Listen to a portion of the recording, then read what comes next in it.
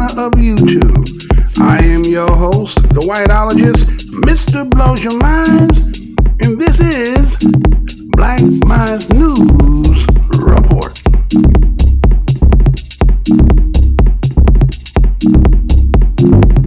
Black Minds News is to report, articulate, transmit, communicate, insinuate, develop, investigate, decode, unveil, spread the news, whether by news, video, website, or quotes from publications.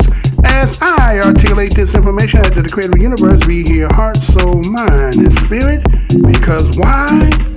The truth don't need no partner. As a descendant of the greatest people who created this land that you call the United States, we, today's children, offspring, and present generation, we give honor to our ancestors. You know what the motto of my show is? I'm never gonna tell you what I heard. I'm only gonna tell you what I know.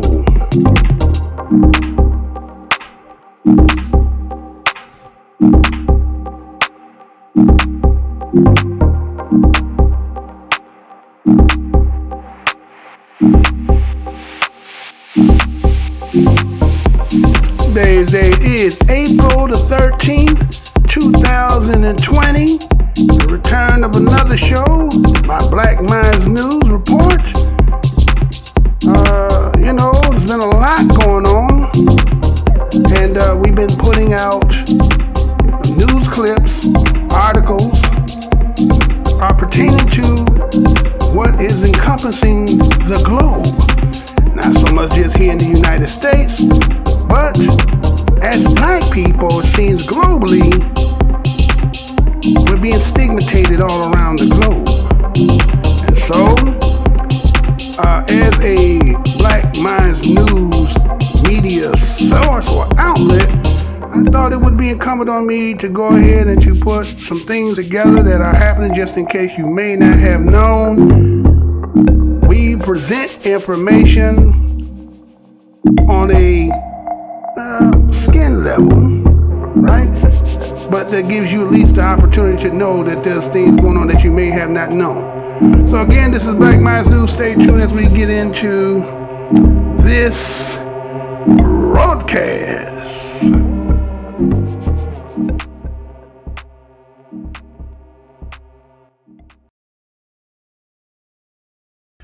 Hey, how's y'all doing again? This is your host, Mr. Blows Your Minds, and welcome to Black Minds News Report. And today's date is April the 13th, 2020. First and foremost, I'm going to say what's good to my fam, my subscribers. What's good, my old ones, and some new ones. Welcome again if you're a new one. Welcome to the Black Minds News Report family. Hopefully that you stay and like. Again, if you have subscribed, don't forget to hit that, I guess it's all notification button. So again, because they're trying to keep me again. We have been in the business for over 8 years, but based on the way you see that these views, we are the most suppressed, most hated show in the black corner of the internet. If you should happen to be a passerby, welcome to the most hated show in the black corner of the internet. We always got a grand opening. Go down the aisle, see some things that you might like. If you happen to see something to make you feel some kind of way, remember my motto of show is the truth. Don't need no partner. So, again, there's a lot of stuff that just been going on in the news, right? And it would only be fair. I wonder if I should do it this way. You think we should do it that way? But it would be better. You tell me. You is what it is. Maybe it would be better, right? Maybe, right? And so it won't show over there, right? Well, maybe, right? We can check that out, see how that works. Might work, right? So anyway, as I was saying, that there's a lot of news happening because, again, the globe itself is been, a pandemic has ravaged the whole, the whole country, the planet, right? Some places seem to not be as bad as others, but, it's one thing that seems to be rearing its head. People keeps telling us that the pandemic doesn't discriminate. So if the pandemic don't discriminate, then why are we seeing discrimination when it seems to be, they say it's not the great equalizer. But anybody who should succumb to it, either you can recover from it or it can become fatally and to your demise. And so we see how this originated. Now, again, if you are an avid watcher of this show, and I've laid in several videos that I have done. So again, in order for you to know a lot of the terms that I will be using or suggesting about clips I use in videos, you have to kind of stay in the know to at least know when I make reference to it, you'll know what I'm talking about. But I did make videos pertaining to the information that I had gathered over the period or the duration of all this stuff taking place. And I laid out the things that I had acquired over the duration. And so when we see the starting dates, we get stuff from the State Department, we get the news articles talking about, evacuees. We took you to the event 201, so forth and so on, right? So you have a lot of that as the background that I may pull certain parts to be talking about so that you would know. But I have to kind of remind, because something has happened on the continent, but it doesn't really matter being on the continent and being here in the United States. There seems to be a theme regardless, right? But with how it how it originated and how it ended up becoming like, well, don't blame us, let it be somebody else. That seems to have got, let's say it got smoldered, right? Let's say it was a fire, he smoldered the fire out.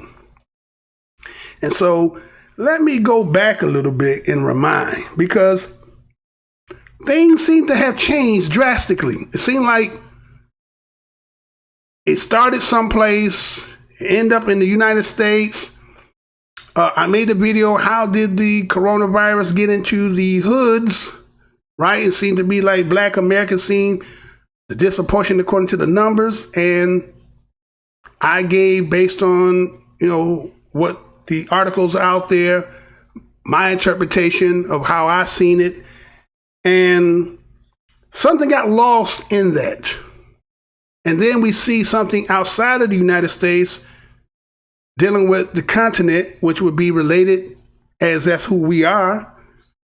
And we see that there's some incidents, because there is also a migrant aspect that goes to those who are, I guess, has allies. But then we kind of see a situation arise, and I guess people kind of forgot. Now, those people being here, a lot of people like to say, well, don't lump us all together. We're not all the same. Don't blame me because this is this, them over there. But if you say, let's say if Donald Trump said the Chinese, that encapsulate everybody who would be under the umbrella as Chinese. But everybody didn't want to be stigmatized with that. But it seems being Black, well, that just fits the criteria that we all believe anyway. So what's the problem, right? That's the way everybody kind of looking at it. So let me give you a refresher of what done took place. Now, this part that I'm going to do here is just to show that people talk about 5G. You hear people who talking about 5G and how they believe 5G has its part as to helping to manifest what they believe that the rays that emanate from using 5G has, again, manifest if you have preconditioned or pre-existing conditions, it would help that to manifest quickly. But we've seen, as stories have showed, that even though they may label somebody to be considered to be on their death certificate to be coronavirus, we come to find out that that may not be as true as they have stated.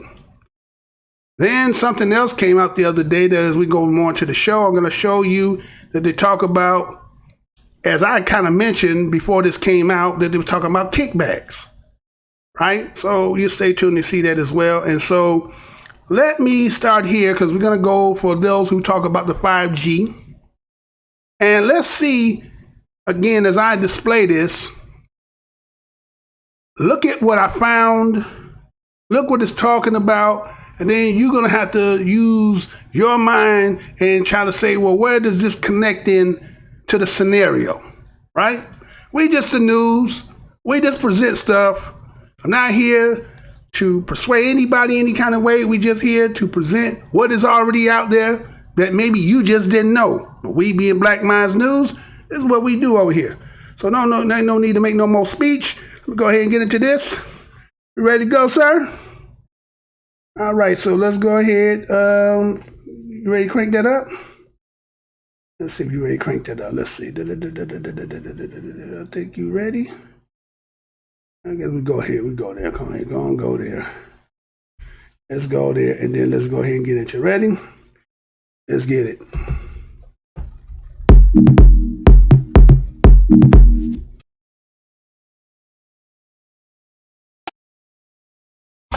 Time now for business. Last day of the trading week, and we can check in to see what's making news. Joining us in the studio, Catherine Francis Spinnett. Morning to you, Catherine. Good morning. A big day for China today as it's rolling out 5G technology. Absolutely will. And China isn't the first country to install 5G technology, but it is the first to commercialize it on such a massive scale.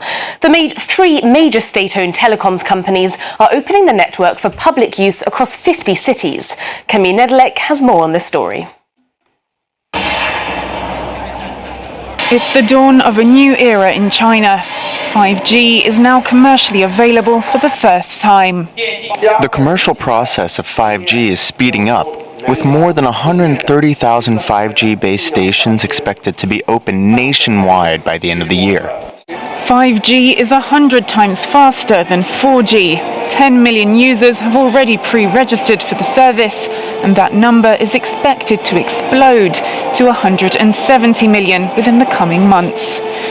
Customers in major Chinese cities will be able to seamlessly stream feature-length movies on the go, meaning potential big wins for the video gaming and streaming markets. But that's not all. 5G has a role to play in many industries, and it's happening at just the right time. It could supercharge the development of driverless cars, transport, and manufacturing automation, although it will also accelerate the rollout of controversial facial recognition technology.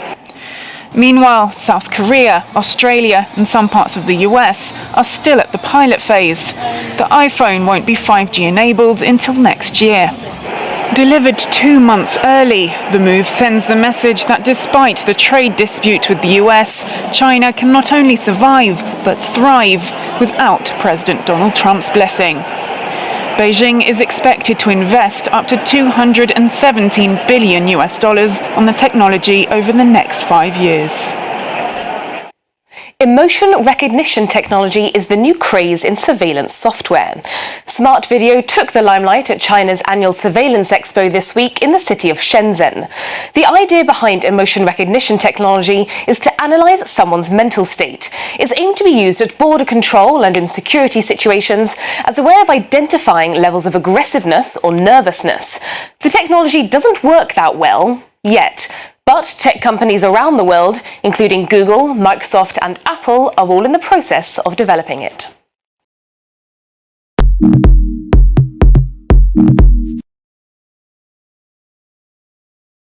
China may forge ahead of the U.S. in AI chip race, but at what cost to both? You know I'm going to say that again. China may forge ahead of the United States in AI chip race, but at what cost to both? This story is coming out of the South China Morning Post. Under the caption reads, with decoupling in trade and technology proceedings apace, China's focus on this critical component of its high-tech development reflects a desire to be self-sufficient. But technology warfare based on techno-nationalism benefits no one in the end. This story was done April the 9th, 2020, and this is how it reads. Success in artificial intelligence is not limited to data and algorithms. The third component that determines success in research and application is advanced specialized AI chips that provide increased computing power and storage while decreasing energy consumption. Companies that have access to leading-edge AI chips are essentially in the fast lane, where improvements continue to be rapid and mutually reinforcing. China has relied almost solely on the United States to improve advanced microchips, but the United States-China technology war has disrupted China's access to these critical components of AI success. We are at a turning point. Will America's unprecedented technology export restrictions cripple China's AI ambitions, or will it force China to race ahead on its own? Data arguably constitutes China's primary AI advantage. With fewer obstacles to data collection and use, China has amassed huge data sets that do not exist in other countries. But China's achievement in AI application lacks a robust foundation in leading-edge chips, leaving them vulnerable to imposed supply disruptions as we're seeing amid the coronavirus pandemic. China's AI strategy has largely neglected the role of computing power, as it was assumed that the necessary chips could always be purchased from global semiconductor industry leaders. Until recently, AI applications run by major Chinese technology firms like Alibaba were powered by foreign chips, mostly designed by a small group of leading semiconductor firms in the United States. Alibaba is the owner of the South China Morning Post. The outbreak of the technology war, however, has blocked China's access to advanced chips from Americans. As part of the trade war that the United States is prosecuting against China, the Trump administration has sharply increased the range of restrictions on China's access to advanced U.S. technology. Huawei and China's leading AI startup companies are on a trade blacklist that bars them from buying advanced semiconductors and software from United States companies without the government's approval first. The United States Treasury has drastically expanded the mandate of the company of foreign investments in the United States. As a result, Chinese investment in U.S. firms with sensitive technology faces almost insurmountable hurdles. Faced with these U.S. restrictions, China can no longer count on the secure access to leading-edge AI chips. China's leadership believes that a robust domestic AI chip industry is needed if they want to sustain its still highly fragile achievements in commercial AI applications. From a U.S. perspective, it is somewhat ironic that U.S. restrictions on technology exports may actually strengthen China's resolve to accelerate the development of its domestic semiconductor industry. China's AI chip industry is mounting a vigorous catch-up campaign. Both the large players like Huawei, Alibaba, and Baidu, as well as other companies with a value of over US $1 billion each, have developed a new innovative AI chip design. Industry experts consider Huawei AI chip development strategy to be technologically brilliant. Nevertheless, China continues to lag considerably behind the U.S. in the depth of its domestic chip design and fabrication of semiconductors. For instance, the Semiconductor Manufacturing International Corporation, China's largest semiconductor foundry, continues to lag more than 3 years behind in leading edge process technology. While the United States semiconductor industry has consistently retained nearly half of the global market, China-based production is only about 5%. Reflecting these weaknesses, China's semiconductor trade deficit has more than doubled since 2005, surpassing crude oil to become China's biggest import item. This massive import dependence explains why the Chinese leadership has made its priority to catch up and forge ahead in this industry. America's technology export restriction will no doubt slow China's push into AI and semiconductors, but there will be an immense collateral damage. Technological warfare against China may end up hurting the U.S. even more, in particular its semiconductor and AI industries. U.S. suppliers will suffer as Huawei responds to the United States ban by doubling down on efforts to become self-reliant and sourcing components from alternative suppliers based in Europe and elsewhere in Asia. U.S. semiconductor firms are therefore losing the privileged status as trustworthy suppliers. While decoupling between the United States and China is real, it remains porous and meandering. and hence may leave room for pragmatic counter strategies. The United States needs to return to a policy that promotes rather than disrupts the rule of law in international trade to regain stability, predictability, and a more equitable distribution of gains from trade. It will take quite some time to repair the tremendous damage done by the current U.S. policies. China, in turn, needs to reconsider the notion that the country can only progress in AI if it pressures a zero-sum competition policy in the relationship with the United States and other advanced countries. China should provide safeguards to foreign companies against forced technology transfer through policies such as compulsory licensing, cybersecurity standards and certifications, and restrictive government procurement policies. In short, technology warfare based on crude techno-nationalism is threatening to destroy AI's global knowledge sharing culture. This is true both for the America First doctrine and for China's attempt to claim sovereignty over its cyberspace through the Great Firewall.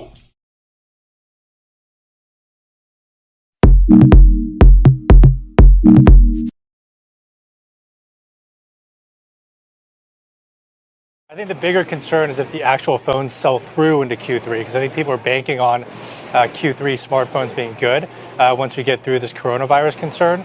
So that's why we're still more positive on the data center names like AMD, NVIDIA, and even ADI now has just reported solid numbers this morning. So I think you still want to be more exposed to data center if you want to de-risk yourself of the supply chain issues, but it's not really surprising that people are buying the dip on a quarter push out. All right, so it's really data center that's driving your thesis, right? Data centers are primary thesis for 2020. That's why we're long AMD, NVIDIA, ADI with their 48-volt product, and memory as well, which would be Western Digital and Micron. Vijay, how about you? Yeah, I kind of agree, but I think the entire supply chain, not just handsets, but automotive, PC, and data center, would all be affected, industrial included. But what investors are positioning for is that you see demand getting pushed out more into the June quarter. And so where June quarter tends to be flattish, you could have a pretty much stronger guide than seasonal. So I think it's not just data centers, but you would see a much bigger pickup in handsets as well, with demand getting pushed out. Memory should be much stronger as demand gets pushed into June. And so I think all those names. So I do agree, Micron, WD, NXPI, ON Semi, all these automotive names, and even on the handset side, Qualcomm, Skyworks are all pushing well into the back half in front of a 5G cycle, and memory itself being pretty tight. And remember, even in autos, right? Autos, China January auto sales are down 20% year on year, and February we are going through almost a month of shutdown. So the comps will be even more disastrous. So, but that said, the entire thesis is that you see demand get pushed out, not destroyed. So it's more a deferred demand there. Mitch, we were already seeing a pause in smartphone demand in China ahead of 5G phones and networks being available. Qualcomm's talked about that for the last couple quarters. Now with the COVID-19 coronavirus issues, I wonder if the build out of 5G in China is going to be significantly slowed this year. They had planned to spread it to all the major city areas, and if that's going to have any impact on semi-demand. Yeah, I think that's a good point. I think that's why we're more positive on actually the infrastructure build out. We're actually neutral on companies like Qualcomm. We're positive on companies like ADI that are exposed to the infrastructure build out. Because when you look at it, there's not really a lot you can do right now with 5G. If I gave you a 5G phone, I'm not really sure what you would see as a big difference besides maybe streaming games and some faster streaming video. So that's why you probably want to be more positioned heavily on the infrastructure side, because the infrastructure side is going to get built out regardless if the apps are ready on the smartphone device. And that's why we're more neutral on the smartphone side and much more positive on the infrastructure and data center side. Vijay, just go back to this idea that demand gets pushed out maybe to the middle of the year. I mean, when you talk about the impact of something like coronavirus on restaurants or travel or some of these other sectors, one of the key questions is how much can be recouped. So I ask you that same question where semiconductors are concerned. You see these halts in production. If you see these delays, is it something that just gets pushed out and ultimately all does get recouped, or do you see some of that demand go away? Yeah, thanks. So I think when you look at restaurants or travel, that's more immediate term, and that's for immediate consumption. But when you're talking about electronics, data center demand, server demand, enterprise demand, 5G picking up, this is more of a multi-year ramps. On the automotive side too, what you're seeing is more of a second half or even a multi-year ramp there, right? So I think the demand there is more sustainable. Enterprise will tend to come back. 5G rollouts will happen because the telco, that's the long-term telco strategy. So we think those will sustain much more than more immediate consumption trends like food or travel, etc., restaurants, etc.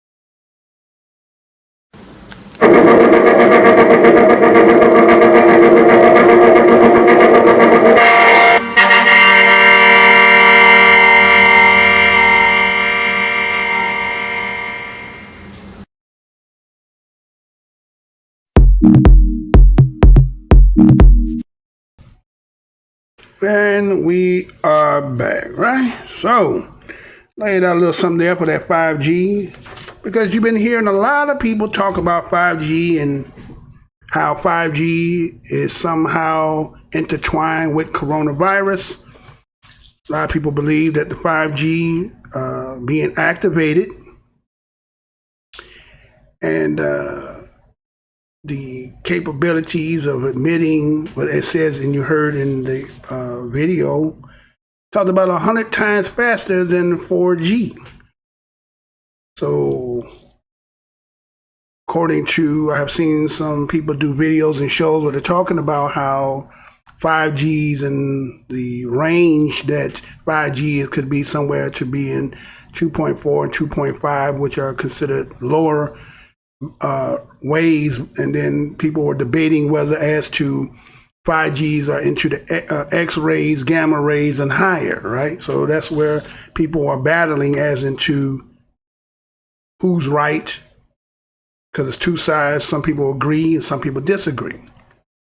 But I thought it was a little interesting because I was looking at a lot of this stuff and I was realizing that they say where there's smoke, there's fire, right? Where there's smoke, there's fire. And so in the smoke, we see that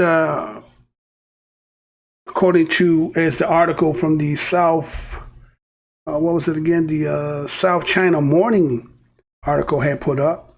And it was talking about how China may forge ahead of the United States in AI chip race. They said, but at what cost, right? So right there, when it said, but at what cost, one has to say, yeah, at what cost? What would somebody do? Because if everything is about future, and if they always say that knowledge is power, then he who holds the power rules as the king, right? And so based on what this article here is talking about, is showing that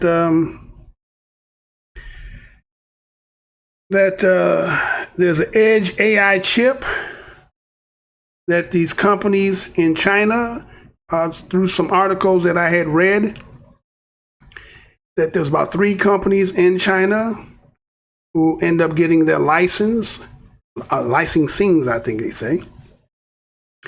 And they had 50 cities in China, which they were 2 months accordingly in advance to where they had projected that they would finish, and they were ready to go, right? Accordingly, they had built about 130,000, I think they call them G-base stations, right? And they were going to get about another 70,000 more, and they were saying by end of 2019. And as we see that between October 1st, there was an article that I read that they were ready to launch. Then they had about 10 million people who had already subscribed. The goal was to get to 170 million. And so, right now they're just saying, well, based on they could get better video streaming, right? They talk about driverless cars. They're talking about also face recognition. And they also talked about something that I thought was a little interesting too, when they talked about, then they call it emotion recognition, right? Which is to be able to analyze the mental state of an individual.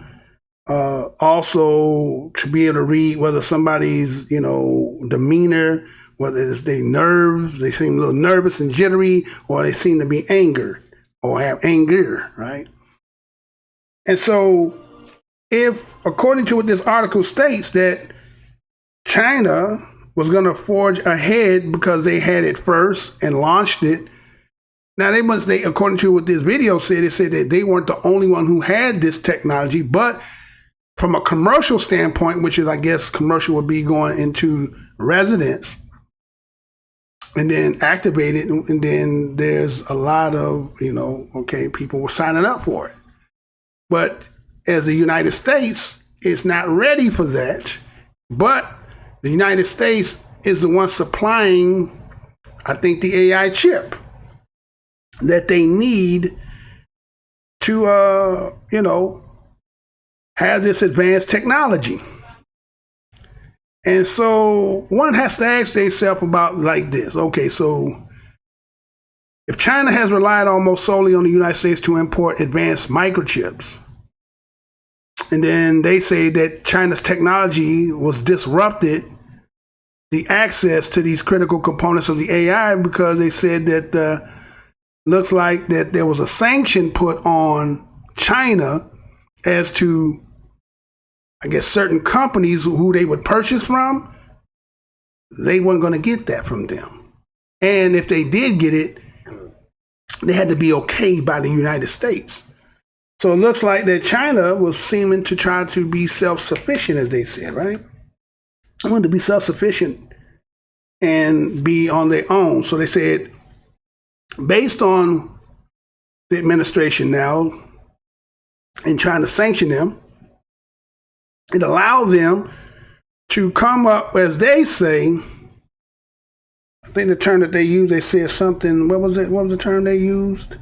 They used a term, I think they said something genius, right? Something technologically genius, right? And so with that advancement, they said that, well, if you close shop on us here, we still have other venues, Europe, Germany. We even have some places in our own. So with that being said, that will make them allowed to build and not use you. And then somehow this is going to stain your credibility as being a supplier that people could rely on. So when Mr. Blowman, what are you talking about? So what I'm saying is, you have to think about this.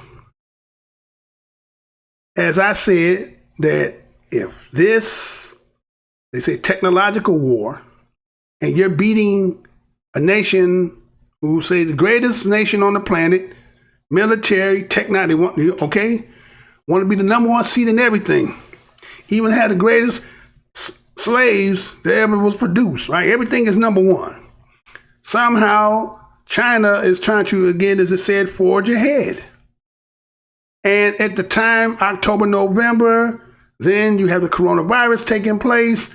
That just put a whole stop to the whole process, right? As this article said, but at what cost? What is the cost that if somebody was going to forge above you, and then they was talking about how they was going to be making $200 billion, and right, but they were going to have no ties to you, which means you had no restrictions on them. What would you do? Because now you're behind, you're lagging behind them. I'm just, hypothetically speaking, you have to come to the sum total in your own mind that is the knee bone, with thigh bone connected to the knee bone took it to the shin bone took it to the foot bone. You understand what I'm saying? Do these connect? So when people talk about 5Gs and also the frequency and so, that could have its play, but could this also have its play that to put a halt, something could have been where it created, and as you see in the market that was talking in the video, that it put a damper on them because, again, because of the stigmatization that now that China has gotten because of being the epicenter of the virus, and the stigmatization that's going to come with that, and people dealing with China, at least that's what they believe, that may put a hinder. And then who benefits at that, right? So just in case you didn't hear that, and I just gave a small synopsis from, a little perspective, because again, we just news over here, right? We just news over here. And you made that thing to the black man look at stuff like that. Well, we do look at stuff like that, right? When they present stuff like that, right? So that's the 5G from that perspective, but that's not the only thing, right? Because, it's about the future. And if you're advancing and you have a technology, the other person who has to come to you, because I was also reading where they say, well, we would be friendly to anybody who would come and want to learn this knowledge from us. It's kind of like saying the continent of Africa that got every resource that every nation on the planet needs. But for some odd reason, no one is going to allow the African on the continent to be self-sufficient on his own product and, be able to control goods and sales, right, at the price he demands. So we're going to put the gun to you, you're going to lay down, you're going to get down, right? You're going to play the game accordingly. I mean, you've seen people try Gaddafi and so on. They all tried it. Everybody tried it. Trying to say, oh, no, we're not going to play the game with you, but you understand? So did this in some way, you have to come to determine that. You have to look at all that. You know what I'm saying? You got to sift through all that. Did this have anything to play into where we at right now? You have to make that call. Is just the news is just going to show you what's already out there that maybe you just didn't see. I'm not here to dispel whether the 5G and the rays of the 5G is not manifesting, and I'm not saying it didn't, because matter of fact, some of the 50 cities that they talked about in China, I looked at all those 50 cities and they were having disruptions with the coronavirus, but they only talked about Wuhan. But if you look at those 50 cities that they were talking about, you will see.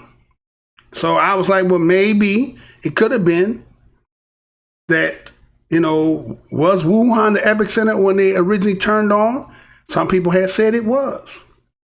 But my thing is, based on what you just heard here in that story, does that have a play in it too? To prevent somebody from getting an advance and ahead of you, you know what I'm saying?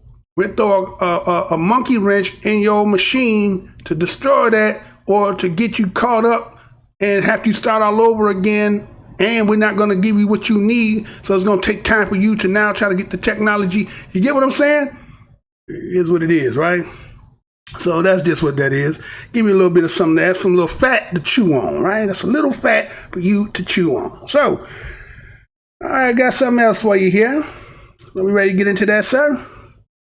All right, so let me go ahead and get into this. Check this out. And we're going to get into this part here is because we're talking about 5G being in China. We understand that there was something going on between the United States and China when it comes to dealing with the technology, right? And somebody trying to get ahead as in the, let's say, technological nationalism war, right? One want to be self-sufficient, don't want to have to rely, don't have to come to you and ask you, is it all right if I make this, right? And so we as black people in this land should be able to understand that, I mean, again, if you've been an avid watcher and seen some of these videos that I have been putting out, did I not kind of state that the fact that, black people, niggas was getting out of pocket. Niggas was doing shit, trying to be self-sufficient, trying to get their own business, do their own school, creating their own black businesses, trying to unplug themselves from other people and trying to, circulate their own money to start building. And guess what? somebody broke the glass in case of emergency and said, okay, we will reset all this. So you take it for what you want to take it for, right? All right, so let me go ahead. I got something else for you here. Check this out, and we shall be right back because this here is going to be the beginning of what we're going to go to the end, which is, again, we starting in China with the 5G. Then we have to come over here because, again, did I show that? Maybe I didn't show that. Did I show that? Go ahead and show that.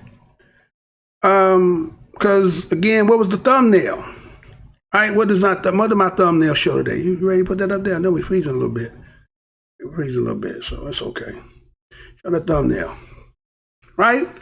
Goldblee blaming COVID on black people, right? COVID, right? Corona. Again, I showed you in one of the videos, COVID in Hebrew means who? So as you see on there, you see the firing squad. Black people raising the fists, right? So we have to ask ourselves that seems like no matter where you go, because the way that everything was being reported, it seemed like everything was about black people in America. But if we go back into the beginning, when it all began, now that's 5G. A lot of us didn't know that was over in China and it, manifesting and about to become commercial. We had no knowledge of that unless you were following into that. If you all into that, then you knew about it. But then let's just say over here, once got into January, then we get into March, then story break, people starting to know, talking about coronavirus and all that, right? Okay, so let's go back down memory lane for a quick hot second, because I think a lot of people kind of forgot. Then let's look at what they were saying, right? What they were saying. And then let's say if they say the apple don't fall far from the tree. I'm say that again.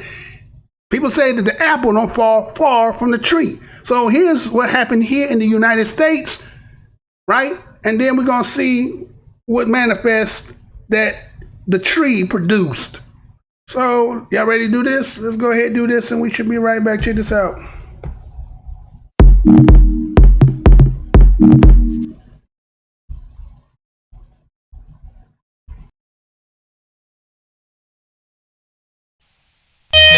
Along with a growing number of infections, the coronavirus is spreading fear and discrimination against Asian Americans. Restaurants and other businesses in cities from New York to California have reported big drops in sales. We're also learning about reports of racist incidents at hotels and bullying of Asian American students. Weijia Zhang visited a struggling Chinese restaurant in New York City. Weijia, what did you learn? Oh, good morning, Anthony. It is clear that Asian Americans are facing discrimination over a disease that does not discriminate. The CDC says Asians are not more likely to contract or spread coronavirus than anyone else. Politicians are now working to combat racism, but one restaurant owner we spoke to said the damage is done. How has coronavirus impacted your business? Tremendous. Ken Lam's family has owned a popular New York City dim sum restaurant for more than 4 decades. You've been through SARS, you've been through swine flu. Yes. Is coronavirus different when it comes to business? Yes. And then when you talk about swine flu and H1N1, we didn't feel anything at all. Lam says he's lost $1.5 million and business is down around 50%. What do you think the reason is? The reason is because Chinese started the coronavirus, but they're just scared to get infected by Chinese people. And they think Chinese people are at a Chinese restaurant? Yes, yes. And it's not just at restaurants. You haven't heard of the coronavirus? So, what does that have to do with us?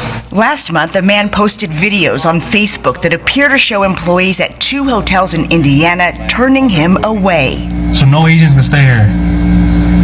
Why is that? Because of virus.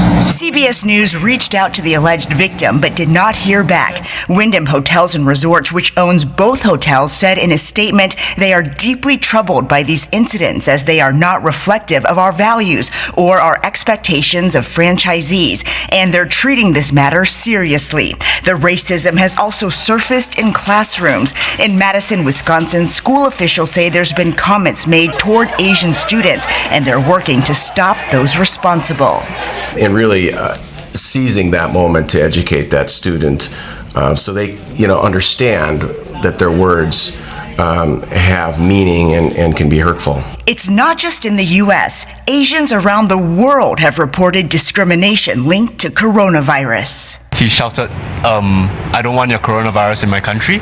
Jonathan Mock is a student from Singapore studying in London. He told the BBC he was walking down the street last week when 4 people attacked him. Actually, such a serious problem that has plagued us for a very long time. There's also been apparent attacks in New York City, posted on social media. Yo! I want him under me. Tell him to move. Peter Koo is a councilman in Flushing, Queens, a predominantly Asian neighborhood. Asian Americans are just like other Americans. We are all susceptible to virus. In other major cities across the country, politicians have tried to combat racism and misinformation. There's been a lot of xenophobia against folks who are part of our Asian community. Showing support at rallies and by dining in restaurants. But Lamb worries the road to recovery is a long one. It sounds like Corona is crippling businesses. It's crippling communities. It is. Do you think the damage is done? The damage is already done. It's already done. Lamb told us business continues to drop every day, and he doesn't think they have seen the worst of it yet. The New York State Assembly just passed a measure that allows the governor to direct emergency funds to small businesses impacted by coronavirus. And I agree with that sign. Fight the virus, not the people who have it, because that's all of us. Exactly right. It's so important that you're doing this story, though. We should let people know that this is happening and that it really is not okay. Well, the community feels like, they're fighting 2 diseases here. Exactly. The disease of corona, but also bigotry. Yes. And I really feel for those young kids, especially who are Americans that are being made to feel like the other. Yeah. How Asian American leaders are grappling with xenophobia amid coronavirus. You know I'm going to say that again. How Asian American leaders are grappling with xenophobia amid coronavirus. As Asian Americans face racist attacks, President Trump has tied the virus to China. Community and political leaders have tried to comfort constituents, but even they admit to feeling unnerved. This story is coming out of the New York Times, originally published March 29, 2020, updated on March 30th, 2020, done by Matt Stevens, and this is how it reads. Soon after President Trump first uttered the phrase Chinese virus, Representative Grace Ming got a call from her parents, who had read about it in the newspaper. Had Mr. Trump, they wonder, really given the coronavirus that corrosive moniker? Yes, she told them, indeed he had. And no, despite being a member of Congress, and her parents continued, please, there was nothing she could do to make him stop. I have at times felt helpless, said Miss Ming, a Democrat from New York whose large and multicultural district encompasses many neighborhoods in Queens, including Flushing. Hearing stories consistently from around the world where people are being harassed and assaulted really reminds me that oftentimes we are, as a community, still viewed as outsiders. After enduring decades of exclusion, racism, and discrimination that includes some of the darkest chapters of American history, Asian Americans entered 2020 with reasons for optimism on the political front. A wave of second-generation Asian Americans have come of age, sparking hope that they could help break voters' turnout records in the fall. And 3 people with roots in the diaspora had run for the country's highest office during the same cycle, with one of them, Andrew Yang, energizing Asian American voters in a fashion seldom seen before. And then along came the coronavirus, a pandemic that unleashed a torrent of hate and violence as bigots blame Asian Americans for the outbreak. In recent weeks, they have been yelled at, spit on, physically attacked, and more, leading at least 3 organizations to begin tracking the episodes. Hundreds of people have filed reports. The group says, though an untold number of incidents have most likely gone unaccounted as victims have chosen to keep quiet. In interviews, a dozen Asian American politicians, academics, and leaders of non-profit groups denounced the racial animus that has shown itself during the crisis, vowing to speak out against it and to protect their community, even as they personally acknowledge feeling angry, fearful, and unsettled. They are doing this because they have certain political motives, and they are not taking into account the effects of their actions on the other huge groups of people, including Asian Americans. Representative Judy Chu, the Democrat of California, said of her Republican counterparts in Congress and the White House, "I hope this wakes people up." Some of those interviews expressed cautious hopes that the events of the past several weeks might unite the sprawling and diverse Asian American communities in a productive way that could build on the political momentum that has been bubbling in recent years. But they also spoke of a profound sadness, despite a long struggle for hard-won educational, economic, and political gains. The xenophobic attacks and political rhetoric of the last month has served as a reminder that, especially under Mr. Trump, Asian Americans may never fully be able to shake the feeling that they are perpetual foreigners. These stereotypes have been here for decades, Ms. Chu said. They've always kind of underneath the surface, but if there's some precipitating event, then it can bring it all back out. Mr. Yang put it bluntly, people around the country all of a sudden are being targeted in ways they never experienced before. It's very depressing. The racist abuse displayed has evoked painful memories. Asian American leaders were quick to recall the government-sponsored discrimination baked into the Chinese Exclusion Act of 1882 and Japanese internment camps in the 1940s. Experts say those events and others contributed to the perpetual foreigner and yellow perils, myths that prompt the false ideas that people with Asian features were disease carriers, a threat to the nation, and could never truly become American. In other words, says Janelle Wong, a professor of American Studies at the University of Maryland, College Park, you still are assumed to eat bat soup. For other leaders, it was the 1982 slaying of Vincent Chin, who was beaten to death in Detroit by 2 auto workers in the midst of a recession that came to mind. Still others say the current situation contains strong echoes of the period after September 11, 2001, when anyone who was brown was equated with being a terrorist, said Karthik Ramakrishna, a professor of political science at the University of California, Riverside. I was really fearful back in those days that they were going to start rounding up Muslims the way they did with my grandparents and my parents, said Mark Ticano, a Japanese-American congressman from Riverside, California, whose father still has scars on his legs from the internment. We as Asian Americans know that in times like these, mass blame and mass guilt gets assigned to a group of people. That the situation hits so close to home has made the messaging come from Mr. Trump and some Republicans all the more frustrating to Democratic lawmakers like Mr. Chicano, Ms. Chu, and Ms. Ming, whose complaints have been backed by Speaker Nancy Pelosi. For days, Mr. Trump insists on calling the virus that causes COVID-19 the Chinese virus, a term he initially defended as not racist at all, because he said the virus comes from China.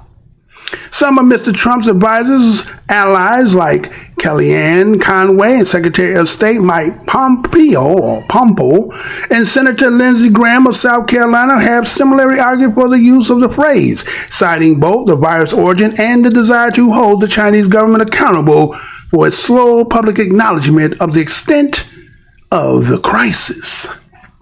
Those talking points were subsequently picked up by some corners of conservative media and by the Republican lawmakers, like Representative Kevin McCarthy of California, the House Minority Leader, and Senator Charles E. Grassley of Iowa, who repeated the Chinese virus language publicly. Historians, public health experts, and groups including the World Health Organization have recommended against assigning names to infectious disease that include a geographic location and have emphasized that associating them with an ethnic group can lead to discrimination and xenophobia.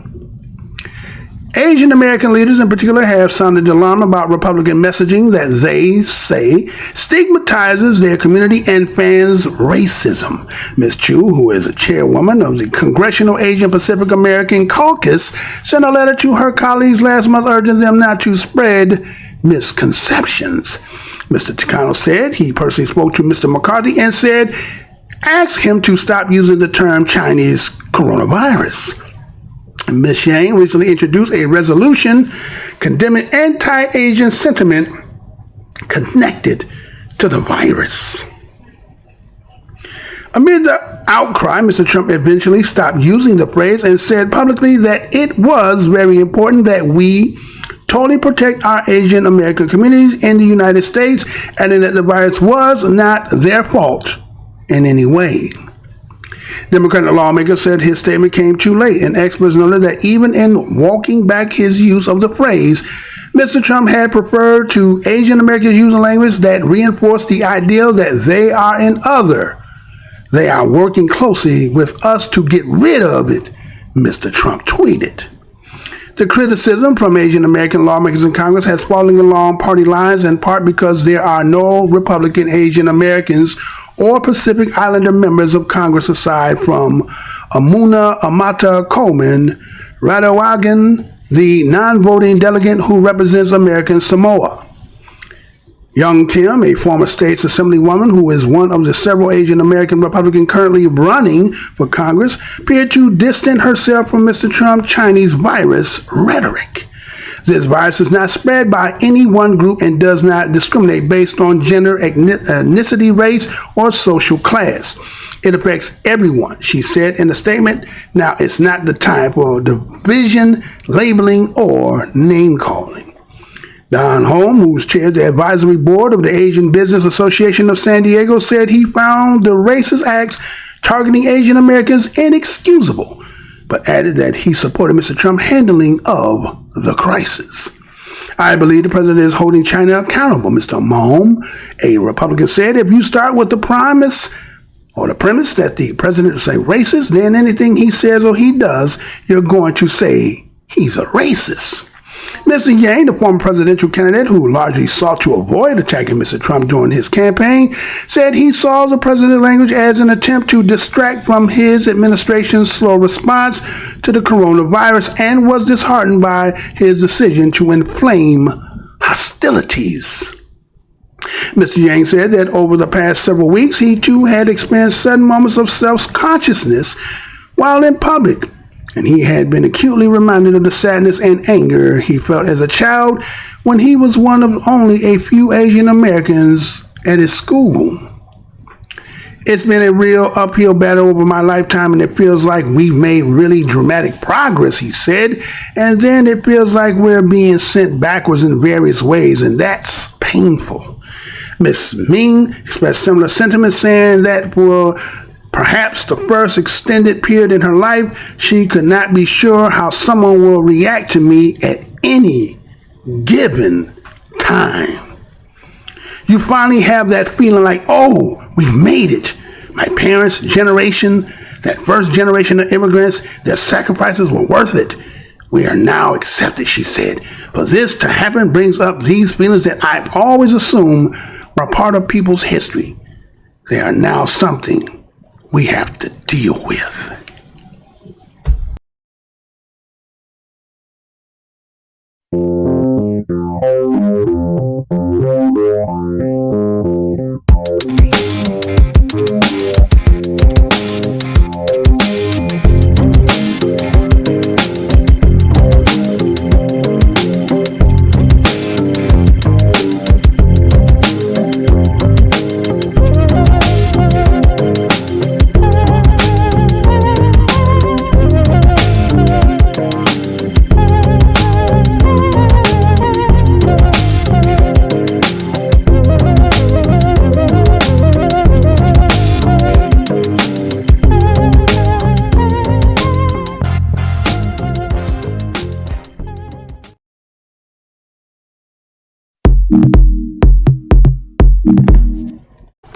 All right, we are back, right? So, in that first video there, talking about fear and discrimination, right? That was the one they did on CBS News, right? When they had the, didn't get her name, but she was an Asian, right?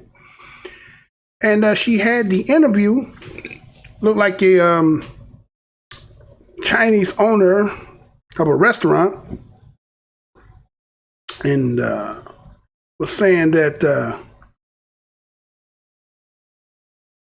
well, first of all, before I even get into that, they showed you, they showed several things. I can talk about that. So we see that the conversation between those two and appeasing to the American public that, hey guys, you know, you don't have to blame because we are from, you know, we're from Asia. Yes, we fit the criteria of what it is to be Chinese, but that don't necessarily mean because we look Chinese that somehow that equates to us being carriers of the coronavirus COVID-19. And we could understand that. We as Black Americans, we definitely could understand it. You don't want to be stigmatized for something. Nobody wants to be blamed for something they didn't do, right? It's just the natural essence of just a person who considers themselves to have some kind of moral character. And when all this took place, because it starts in Hubei, Wuhan, and once it breaks news, it's talking about they're from China. So the natural inclination of fear that people would have and not having all the ins and outs, because again, as we're learning, there was a lot of not telling the general public. And so people came to their own understanding. And yes, there was things people were, you know, reacting. But we see that he said that, she said, well, you know, this virus is not discriminate. It don't discriminate. You know, this spread to more than, you know, anybody else can get this. So don't make this just be a Chinese virus, right? Now, when she's saying that, of course, that sounds politically correct. I mean, in a utopian, perfect world where you don't have racism, bigotry, the whole nine of that, that's the way it should be. But based on how everybody, again, when I talk about the apple don't fall from the tree, because we got to add that in there, because we can't just say, woe is me, innocent is me. Well, let's just see where this apple and where it originates in the tree, and then let's see, does it have some issues with, you know, stigmatizing other people, right? So to make some relations, say, well, you know, you've been through SARS, you had the swine flu, you've been through H1N1, you know what I'm saying? You've been through a lot as, you know, being, you know, a Asian person, a Chinese person. Now, if you want to compare that to, again, when you talk about this fear and discrimination, you know, there is maybe a built-in fear in Black people based on the history we've been here and certain things that happen. And when situations arises, may not be something that is openly said, but, you know, people who, you know, who've been manipulating and oppressing, again, think about how let's say the propaganda of pounding and pounding and pounding and pounding. Black folks is dying from it. Black folks is dying. Black folks is getting coronavirus. Black folks, right? That's all you was hearing. Black folks. So again, how did we go from where that story took place as you becoming as it talks about later, and then I'll go into that a little bit later. But how did that, which we were going to start making you could call the 911 in San Francisco, for being name calling and anything showing up any bias or racism or bigotry, and we will make reports, and we will, somehow classify this as hate. Now, let's just say, here's a restaurant owner, businessman, talking about he lost about $1.5 million. That's a lot of Chinese rice black folks ain't buying, right? Black folks in there buying all that Chinese food, right? And so since black folks can't go out, can't go to work, right? And the stigmatization of having a Chinese virus, that added up quick, if that's to be true. We don't know. I mean, that just seems that, man, there's a lot of fried rice being bought out there, $1.5 million. And I mean, when this story is breaking, it ain't March yet. I don't think that was, it was in March. Okay, so it's in March. How'd you lose that much money in that short period of time? There's a lot of people buying this. Like, what you got in that damn rice? But anyway, say that the business was down 50%. Well, wait a minute. 50% half, you still function at 50%, or some people who's down to 0, 10 cent, 3%. You still running at 50%, which means somebody's still in there patronizing your business, right? And they say, well, what was the real reason? What is the real reason why? What is it? Because people say that the virus started in China, and so associating with the way we look, and we are from China, and so we've been stigmatized that the virus and us coexist together, so 1 and 1 makes 2. And so you see that they also showed that a dude went into a hotel at the Wyndham, right? And you see who was in there. Another Asian. Yeah, I know he was Indian, but he's Asian, right? According to, we're talking about the continent. Now, another Asian was looking at another Asian, was like, hey, you can't come in here, right? You can't come in here. Now, again, that was because his fear and his, his whatever he believed and so forth, and trying to protect oneself.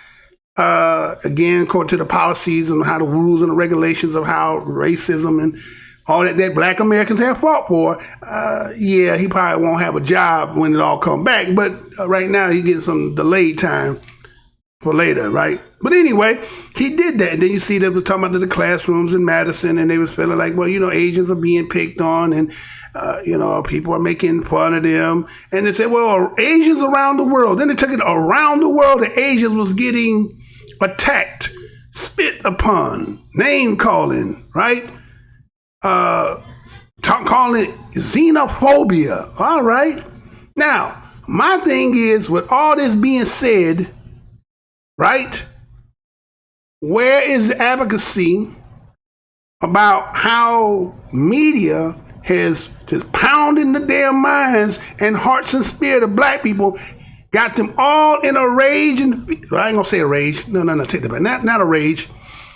But a lot of them are fearful, right? Any little cough, sniffles, they believe, and they might go in.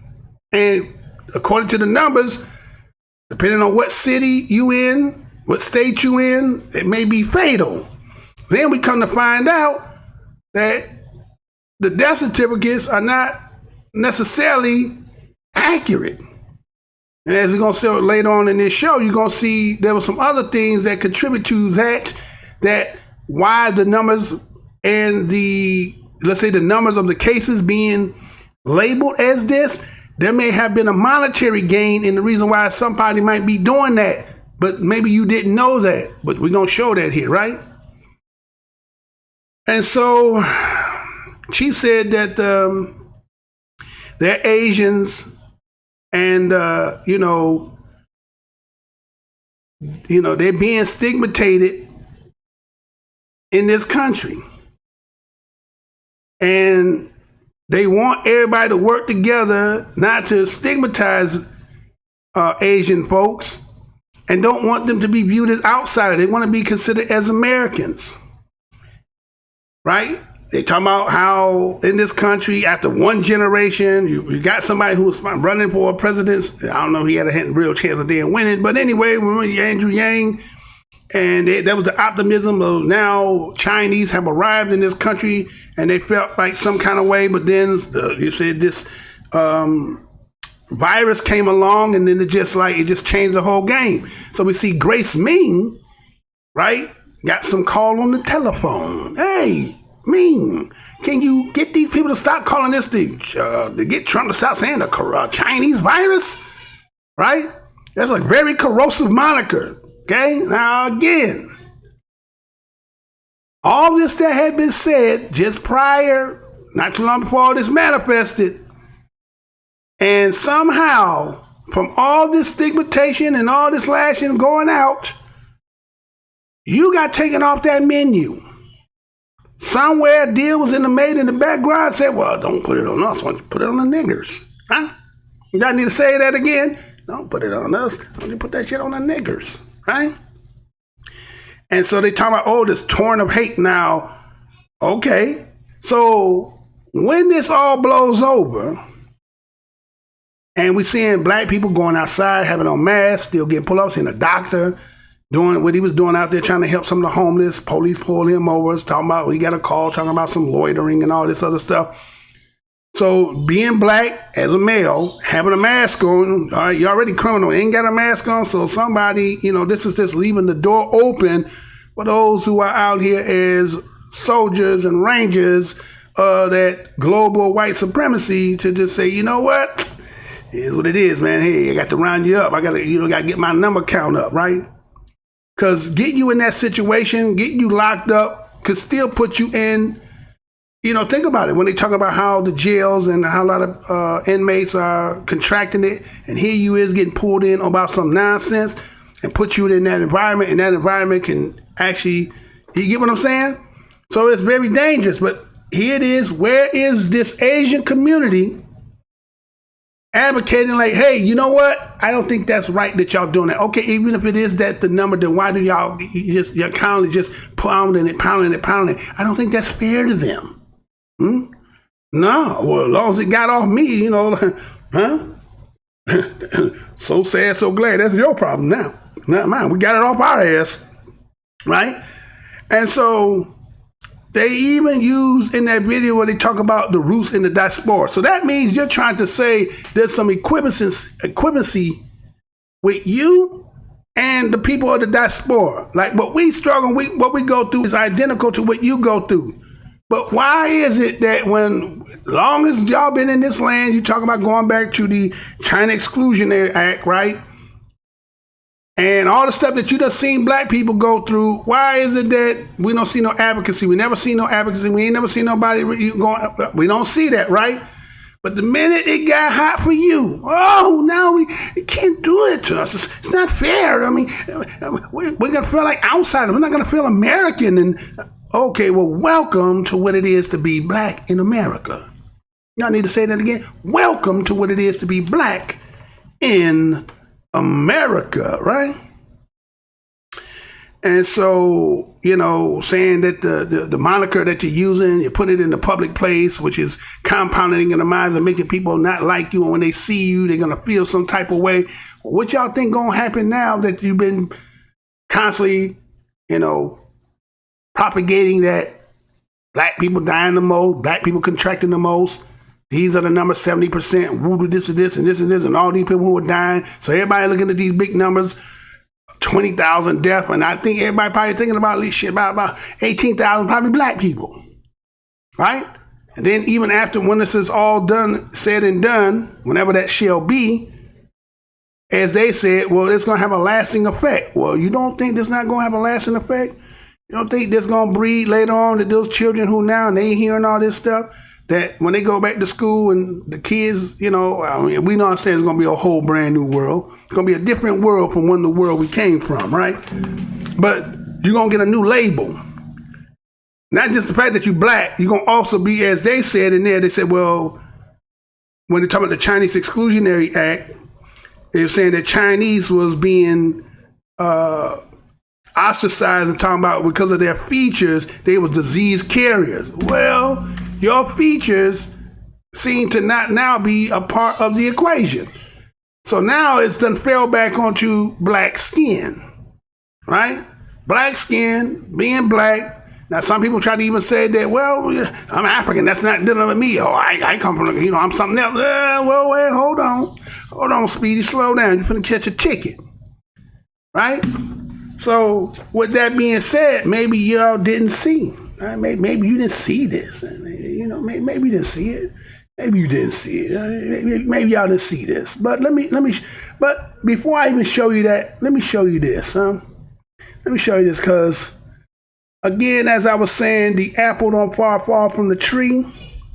And so, a lot of people want to play innocent, like, that's not, I never, back in the day when I was saying a white person say something and be like, well, I never. What do you mean you never? Never what? What you mean? Well, in this case, you saying you never, but let me show you some things that have happened. Again, those who might have seen the videos before, I'm just going to do a quick replay, just in case somebody who might see this and didn't realize it maybe, or thinking I'm just, making stuff up. Sometimes you got to see something. There's a lot of people, they say things, but they don't get to show you what they're talking about. Black Minds News, what we do over here is we show you what we're talking about, right? We don't just make nothing up, right? Now, again, my commentary may not be like for somebody who you over here looking for scholarly work. That's not what I do yet. Used to do that, but I ain't doing that because, again, of the suppression, right? But I want you to see this. And then, are we ready? Go on here. Do that again. Yeah, do the other one. Do the other one. Do the other one. All right, do the other one. There you go. Do the other one. Okay, there we go.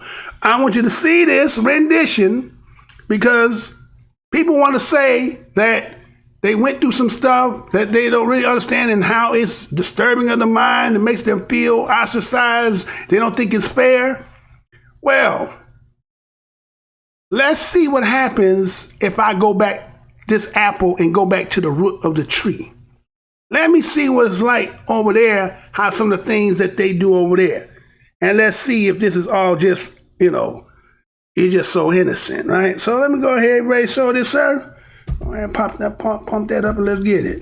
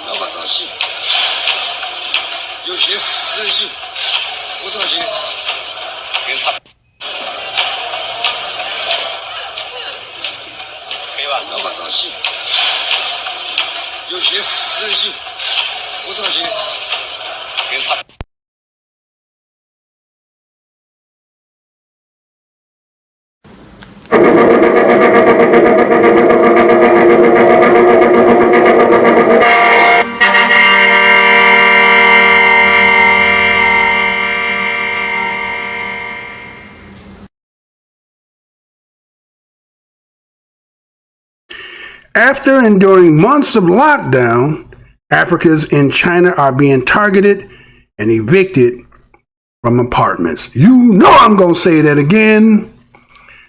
After enduring months of lockdown, Africans in China are being targeted and evicted from apartments. This has come out of Quartz Africa. Was done April the 11th, 2020. And this is how it reads. Across African capitals, Chinese ambassadors are being hauled over by foreign ministries to explain horrid scenes that have gone viral on social media platforms of African migrants being evicted from apartments and refused entry into hotels.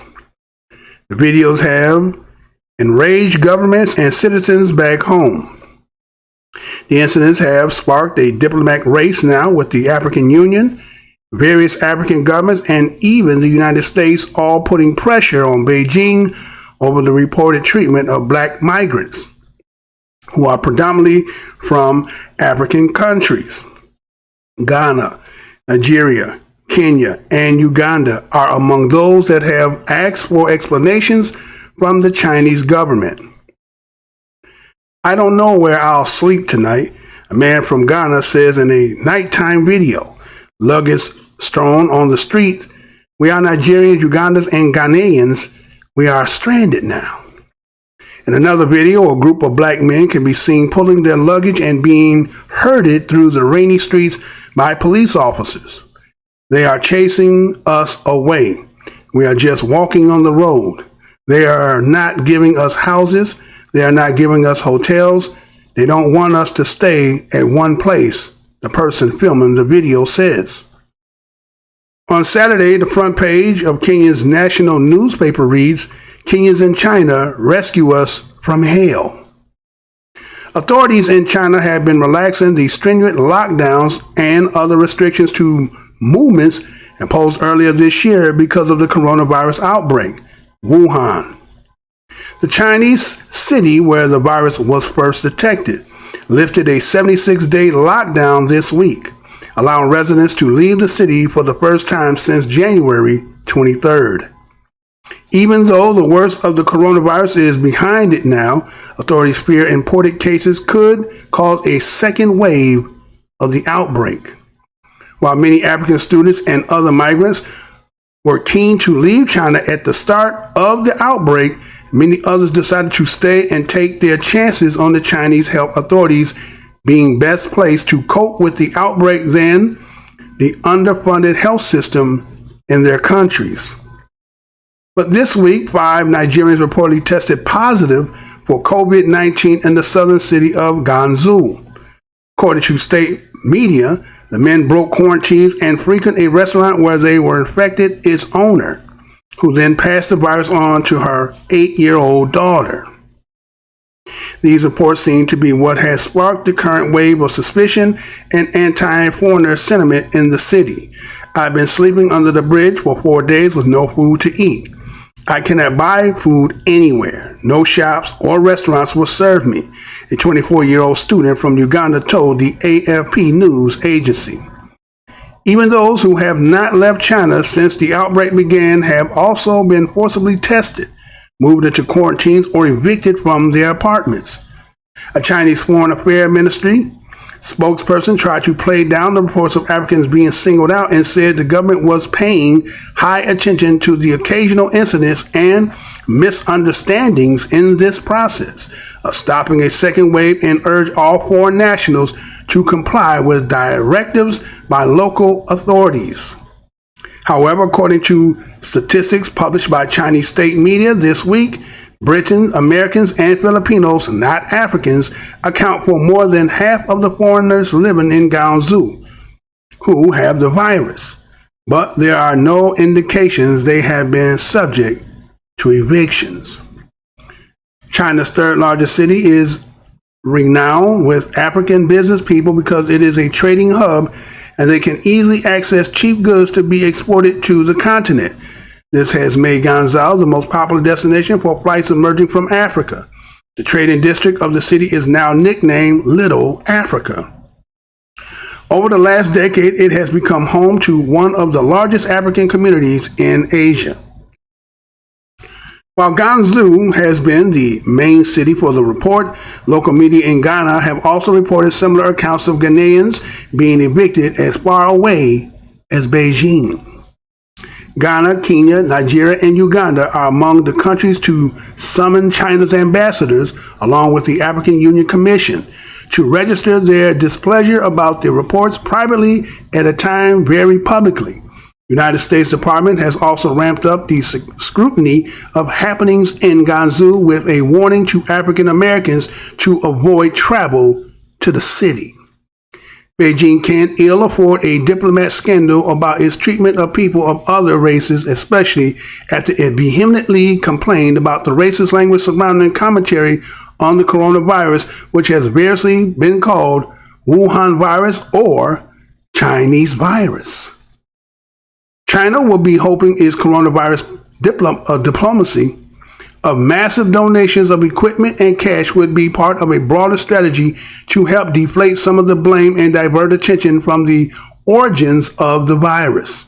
Instead of the story being about Chinese generosity and its effort to end a pandemic, it is now hoping to quickly quell anger among some of its most important allies of the African continent. Our investigations desk has been keeping an eye on that story. We are still digging to try and see find out what is really happening. It is now emerging that Kenyans living in China are staring at an uncertain future for what they call neglect by the Kenyan embassy in Beijing. They claim that they are being neglected by Chinese police, and most of them say that their visas and passports have expired, while a good number have been kicked out of their rental houses and now live in fear of the unknown with a ban on inbound flights in Kenya. Where does this leave them? KTN's George Maringa interrogates. I'm hiding from the police right now because they have come and removed everybody from the house. And they are saying that they are taking them for quarantine for 14 days. And so me, I don't have house registration, so I have to hide. From this video, Anne, not her real name, narrates her ordeal while in Guangzhou, China. In this video, she alleges to be hiding away from the police who have shown no mercy. An experience shared by fellow Kenyans in China, all who sought anonymity. Total discrimination, total hatred, whereby the people who are supposed to protect you, that is the police, they are just chasing people at the middle of the night. They have come with a narrative that we are the ones who are spreading the virus. So we have consumed all of our supplies, no food, no nothing, no money to pay rent. And I understand people are being evicted from their rental apartments.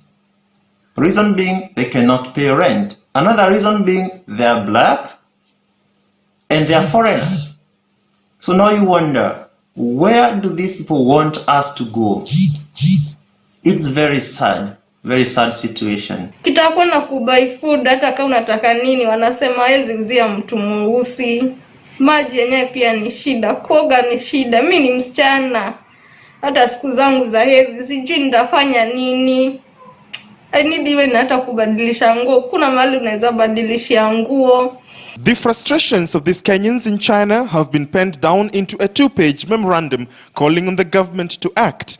Amnesty, rent, food, harassment by police topping the agenda. They also want the government to give a practical remedy to those with expired passports. They, however, say that the embassy has not been responsive. Kazi ya ubalozi ni nini? Tumepitia makubwa as Kenyans. Wengine wameenda kwa embassy. I personally have not gone there, although I took someone there and I saw how the person was treated, and it wasn't good.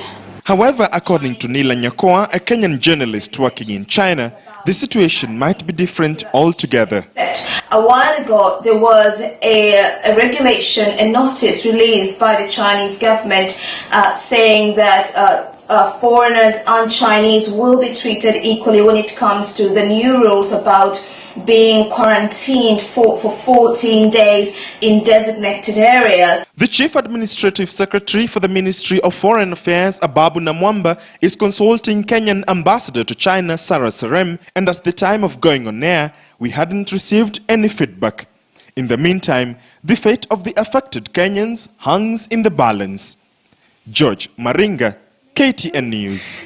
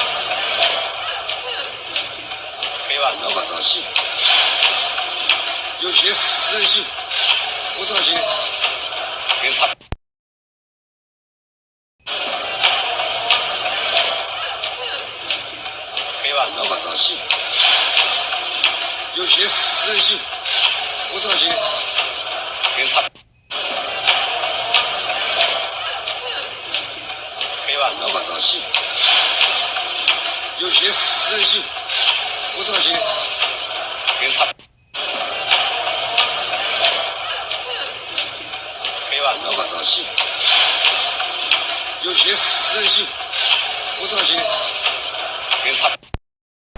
我是黑鬼，自杀低，耶！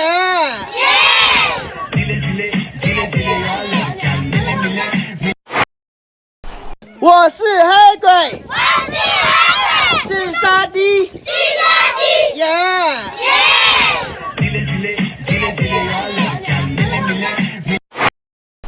我是黑鬼，自杀低，耶！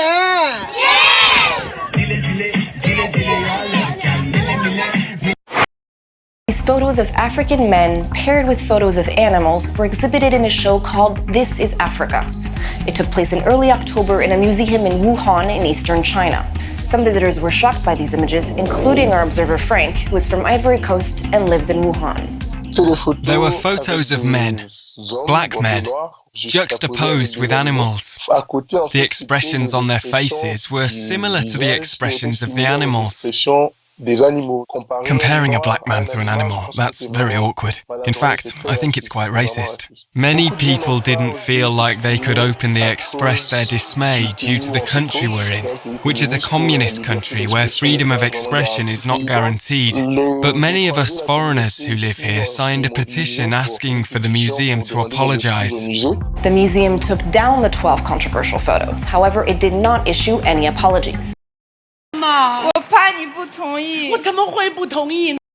年轻的时候是中国援非医疗队救了妈妈的命，现在中国的孩子们来到非洲为我们修铁路，还把我的小卡瑞培养得这么出色。我爱中国人，我爱中国。阿姨好！呀，太热情了。老师送给你水果。谢谢阿姨。老师啊，卡瑞在家里天天。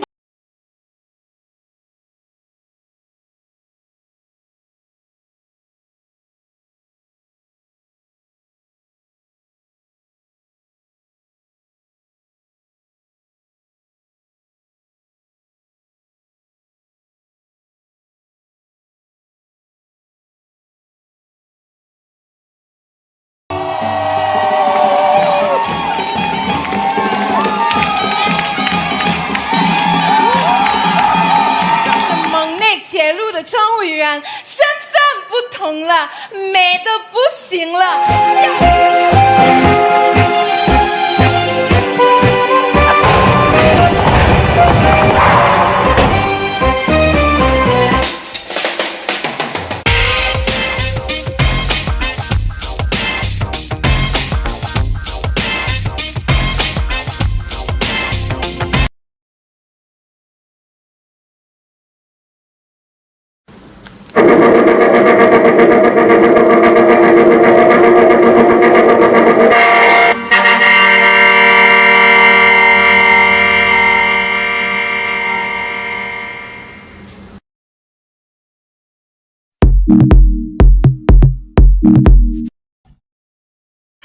Alright, so we are back, right? So, story was about in the courts where it talks about that everybody's probably been talking about. After enduring months of lockdown, Africans in China are being targeted and evicted from apartments, right? See in the video, we see a lot of, those from the continent of Africa who went abroad, whether it's for business, school, or you were just residing, Guangzhou, I think that is, and they had, after lifted a 76-day lockdown, according to what they wrote in the courts, which you might have heard me say or read, but they said that a lot of the African students and other migrants were keen to leave China at the start of the outbreak, right? When the outbreak first happened in Wuhan, a lot of them were trying to get up out of there to go home. But then they said there was another side of those who decided that they would stay and take their chances in the Chinese, this is the Chinese health authorities being placed to cope with the outbreak, then underfund health system in their country. So they're saying the migrants that was there, that here they had to deal with their own people, and then here was those that were still there. And, our health system can't really take care of y'all, so it was a burden in so many words, right? And so they also said this that might have been thought. I'm going to go back on that point.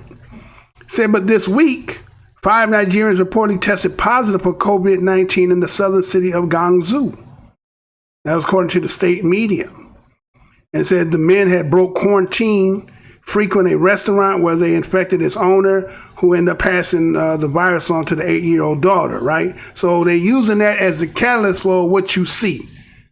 Now, again, I don't know if anybody read that. I don't know to say if this is the exact and the fact, is this is accurate, but it's coming out of courts, which is been by the Africans, right? So, and so if that, with that being stated, right? So I guess they decided that they're going to round everybody up. Now, again, let's look at the same thing that was happening here in the United States when it became the corrosive moniker of Chinese virus and stigmatized every time they seen somebody Chinese and people lashing out, spitting, attacking, calling names.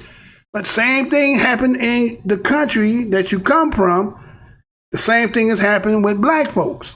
I gave you a rendition of a lot of stuff that show you that you're not so innocent, right? There is a element amongst you, and a lot of people do already know this, that you have a disdain for black people. Matter of fact, the museum that they showed was in Wuhan, right? The museum that showed Africans as animals.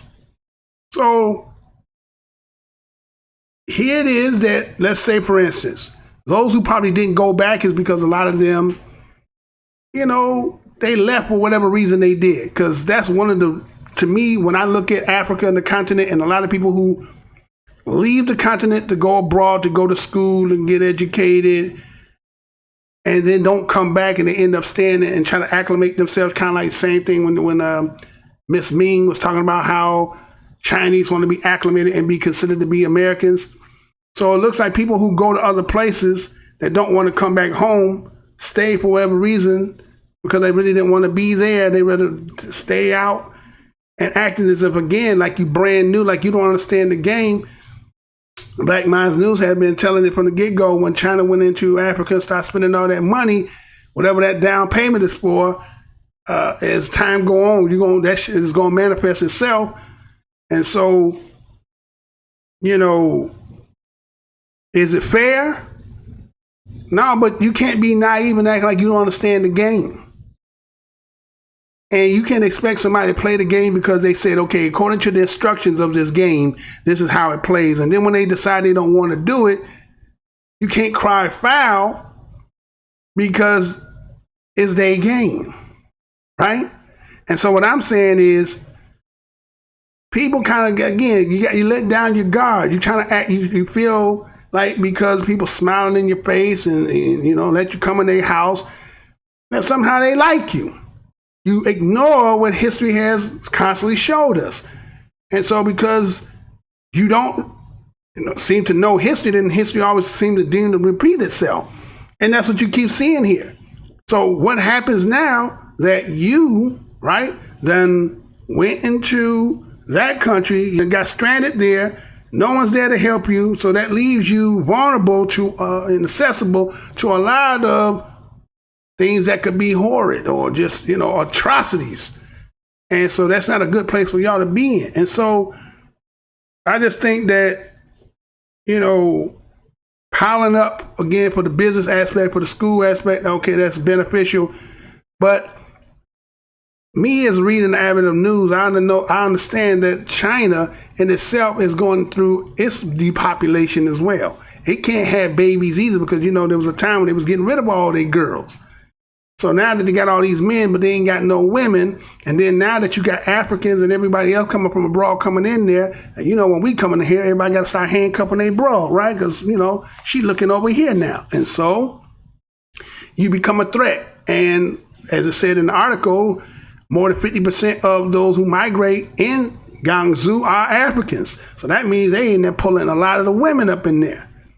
And so now that you got to remember that China is also trying to shake off having the moniker as the Chinese virus or the epicenter of where this all manifests. So as like here in the United States, how it started off as this here and switched somehow to being black. Well, that's the same thing. It seems like that's the same playbook that everybody's using no matter where you go. Somehow it's going to take off you as being the, let's say, the indigenous of the land, and you being the original carrier, that somehow you fumbled and we picked the damn ball up. And so, you know, let me add some more to that, because there was a lot more to that. But the fact is, when you've seen some of the things that you see again, they showed the Asian teacher was teaching the little kids in the village, and he was teaching them to say that they was a monster and a nigger, and they got low IQs, right? He had them saying that, right? So I played that 3 times. You see the one. Now here it is that crisis happened. You need materials or you need aid, and you go to a people who don't like you. You seen the dude sitting in the factory, got a handful of masks and wiping his feet with it, right? How many people got that one? Or that batch, right? Or how many batches? And was he the only one? So that's just what it is, man. We as black people, no matter where you go around the globe, this COVID is putting a stigmatization that other people who, if it originated with their land and becomes stigmatized with the ethnicity of your people, well, we found the scapegoat. We found the scapegoat. And he looks black, because everybody say black folk, black folk, black folks. So for those who was thinking that it was only going to be about black Americans, well, welcome to the party. You can get in too, right? And you finding out that everybody not love you, because see, the thing is, everybody trying to go all to other places looking for other people to accept them. You got to first learn to accept yourself and love yourself and love those who are about yourself. Not fall into all the propaganda about stigmatizing you about things that make them self-insecure about themselves.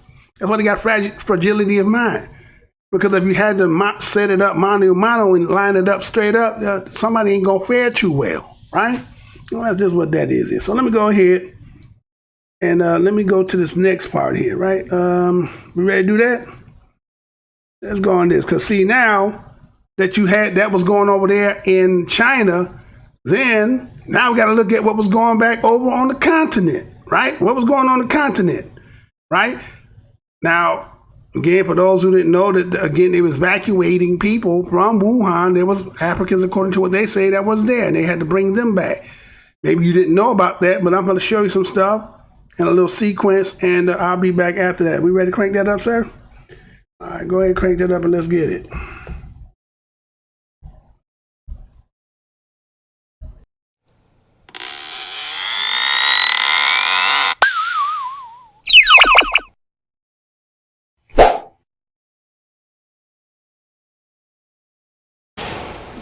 Well, for years now, Bill and Melinda Gates have been warning about the threat of a global pandemic, and now they're fighting as hard as they can to save lives around the world and combat COVID-19. And like so many of us, Melinda Gates has watched those close to her fight just to breathe as they battle coronavirus. The Gates Foundation is now putting billions of dollars behind 8 different vaccines, hoping to find at least one that works.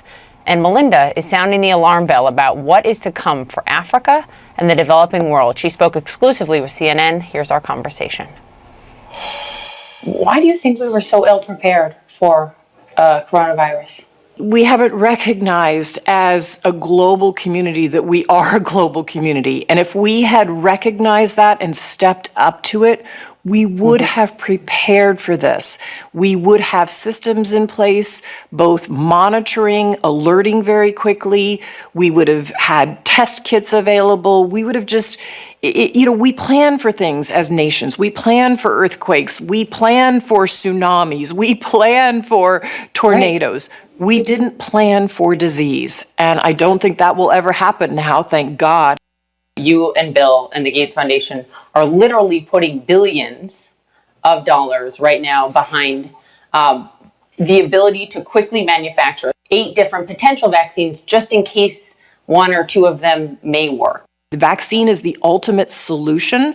What we are doing is preparing with our many, many, many partners we're bringing compounds forward, and then we have about 8 different vaccines candidates that will go into trials. Those are the ones we're working on. Their partners working on others as well. There's a little glimmer of hope in just the last few days, and that is a human trial, human testing beginning for one of these vaccines, and the development of it partly backed by you guys from a company called Inovio. How promising is that?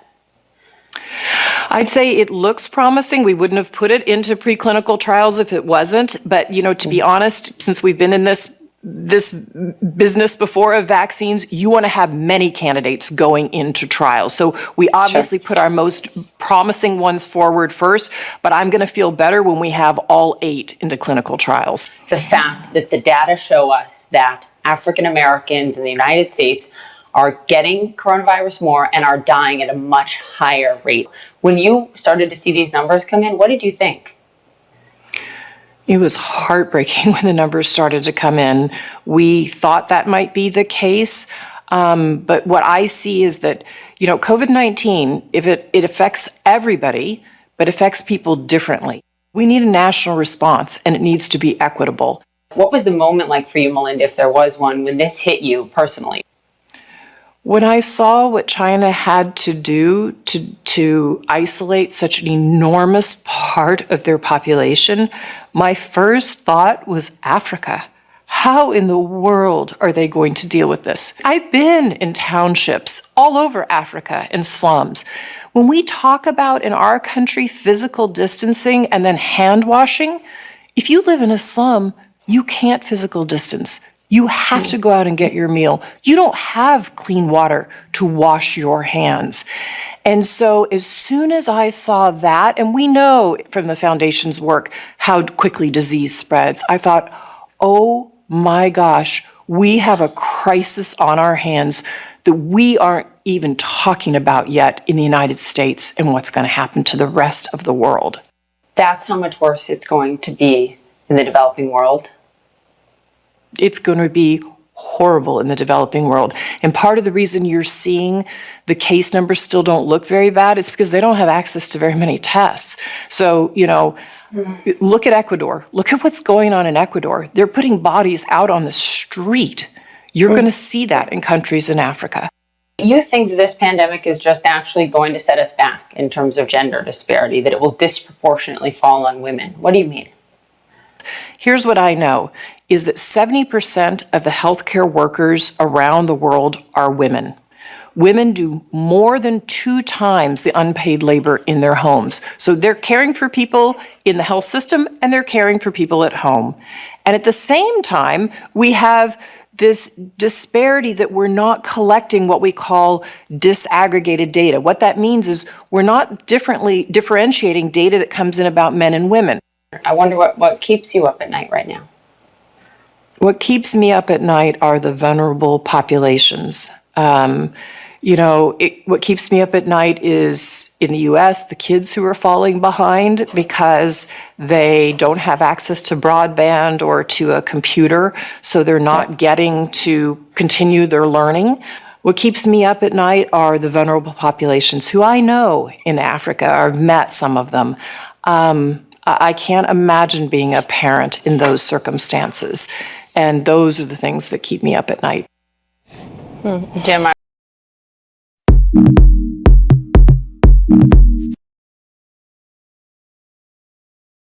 We've now a group of South Africans who were evacuated from Wuhan, as I just said, are expected to arrive at the Polokwane airport. The group will be quarantined in that resort where Spamandla was, is at the present moment. Health Minister Willem Kize has called for calm. He says no one in that group has tested positive for the virus. Lindoko Seklulu, our reporter, is following that story for us and is at the airport at the present moment. Lindo, good to speak to you. Good to see you. Firstly, is everything on track?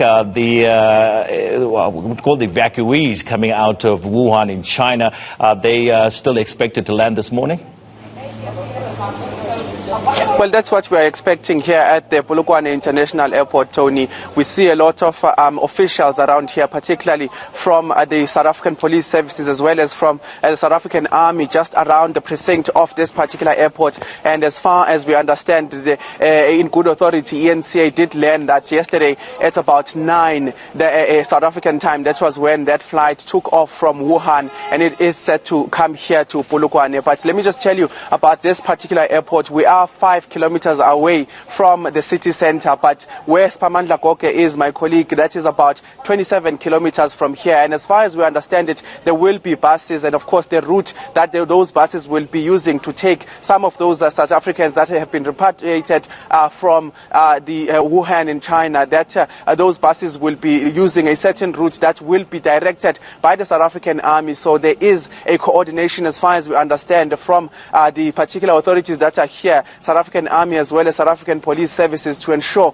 that those South Africans will make a safe passage towards the resort there where Spamandla Goke is. But certainly it seems around me, there is all systems go as far as I can see and as far as I can tell, and South African Army being the ones that are in the precinct. And also, Tony, one of the things that is a part of this airport is the South African Army base that is actually just a few meters, if not a kilometer away from where we are. So certainly they are saying that those will be the ones that are coordinating this particular move from this point to where the resort is. But for now, we are expecting, of course, that plane will be landing here at the Polokwane International Airport, and then they will be then commuted with buses to where Spamandla Goke is.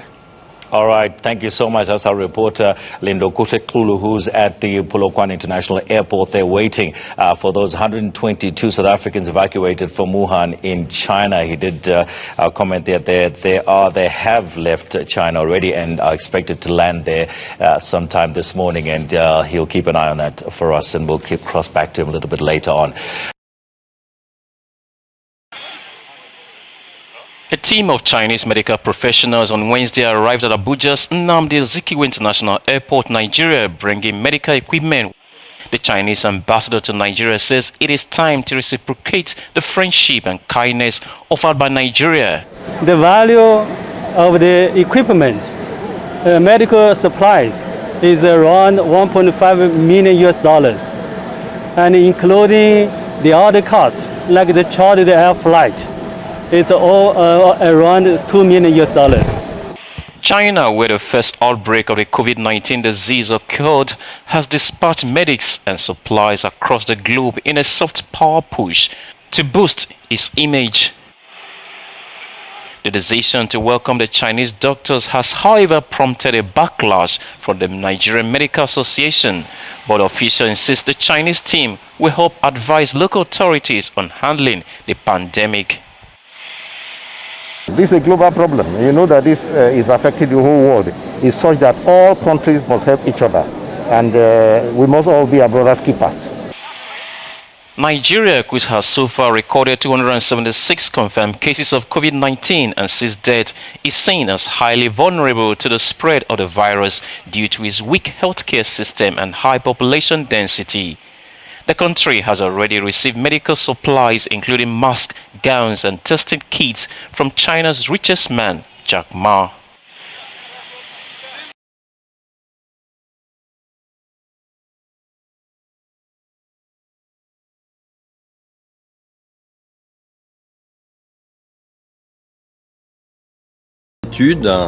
En Afrique, où il n'y a pas de masque, pas de traitement, pas de réanimation, un peu comme c'est fait d'ailleurs pour certaines études dans le sida, où chez les prostituées, on essaye des choses parce qu'on sait qu'elles sont hautement exposées et elles ne se protègent pas. Qu'est-ce que vous en pensez ? Alors vous avez raison, et d'ailleurs on est en train de réfléchir en parallèle à une étude en Afrique justement pour faire ce même type d'approche avec le BCG, un placebo. Je pense qu'il y a un appel d'offres qui est sorti, il va sortir, et je pense qu'on va en effet sérieusement réfléchir à ça aussi. Ça n'empêche pas qu'en parallèle on puisse réfléchir à une étude aussi en Europe et en Australie.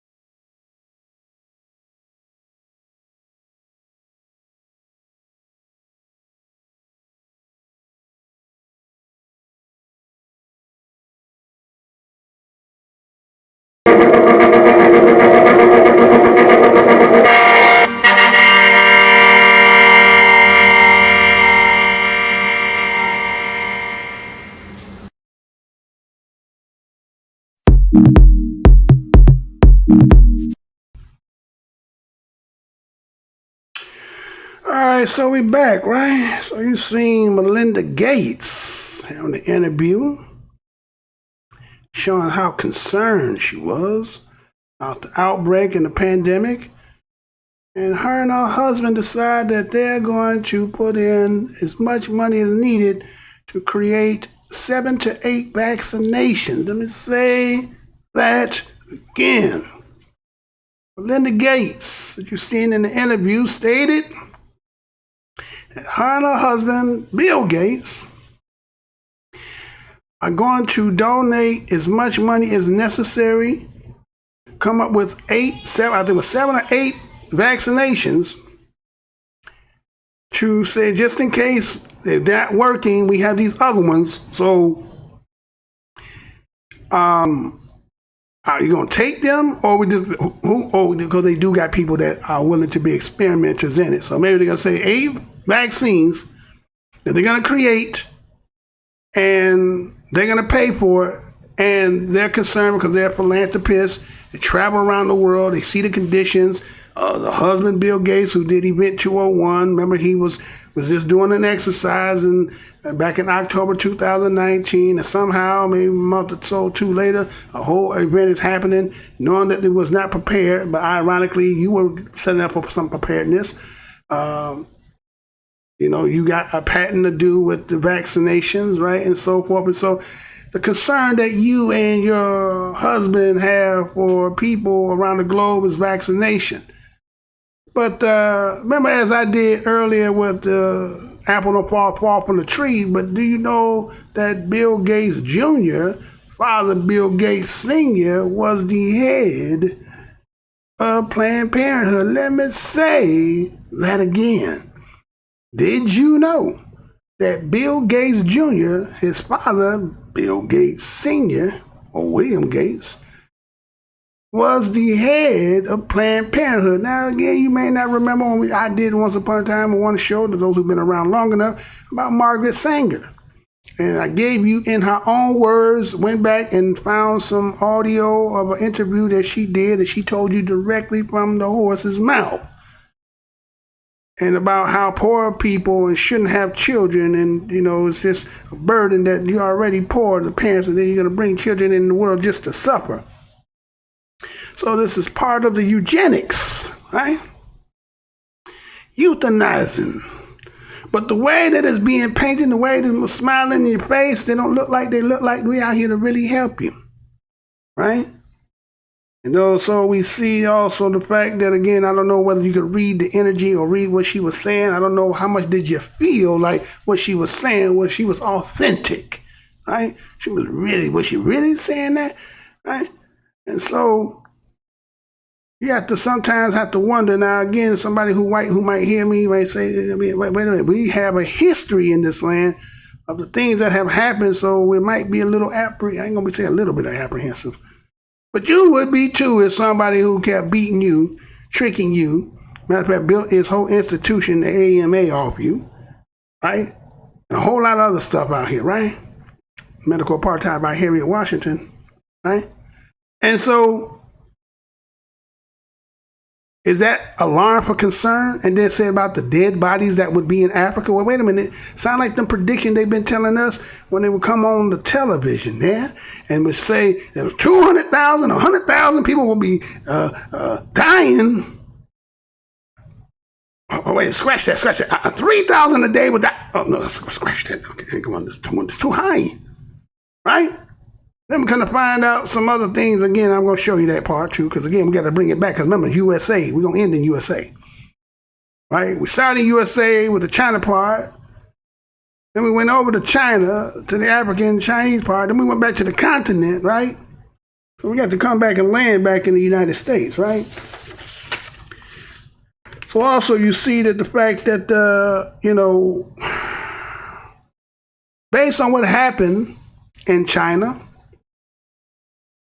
so we see that the Chinese are going to send over their professionals with equipment and medical supplies, because this is a friendship that we, the Chinese and the African, have, right?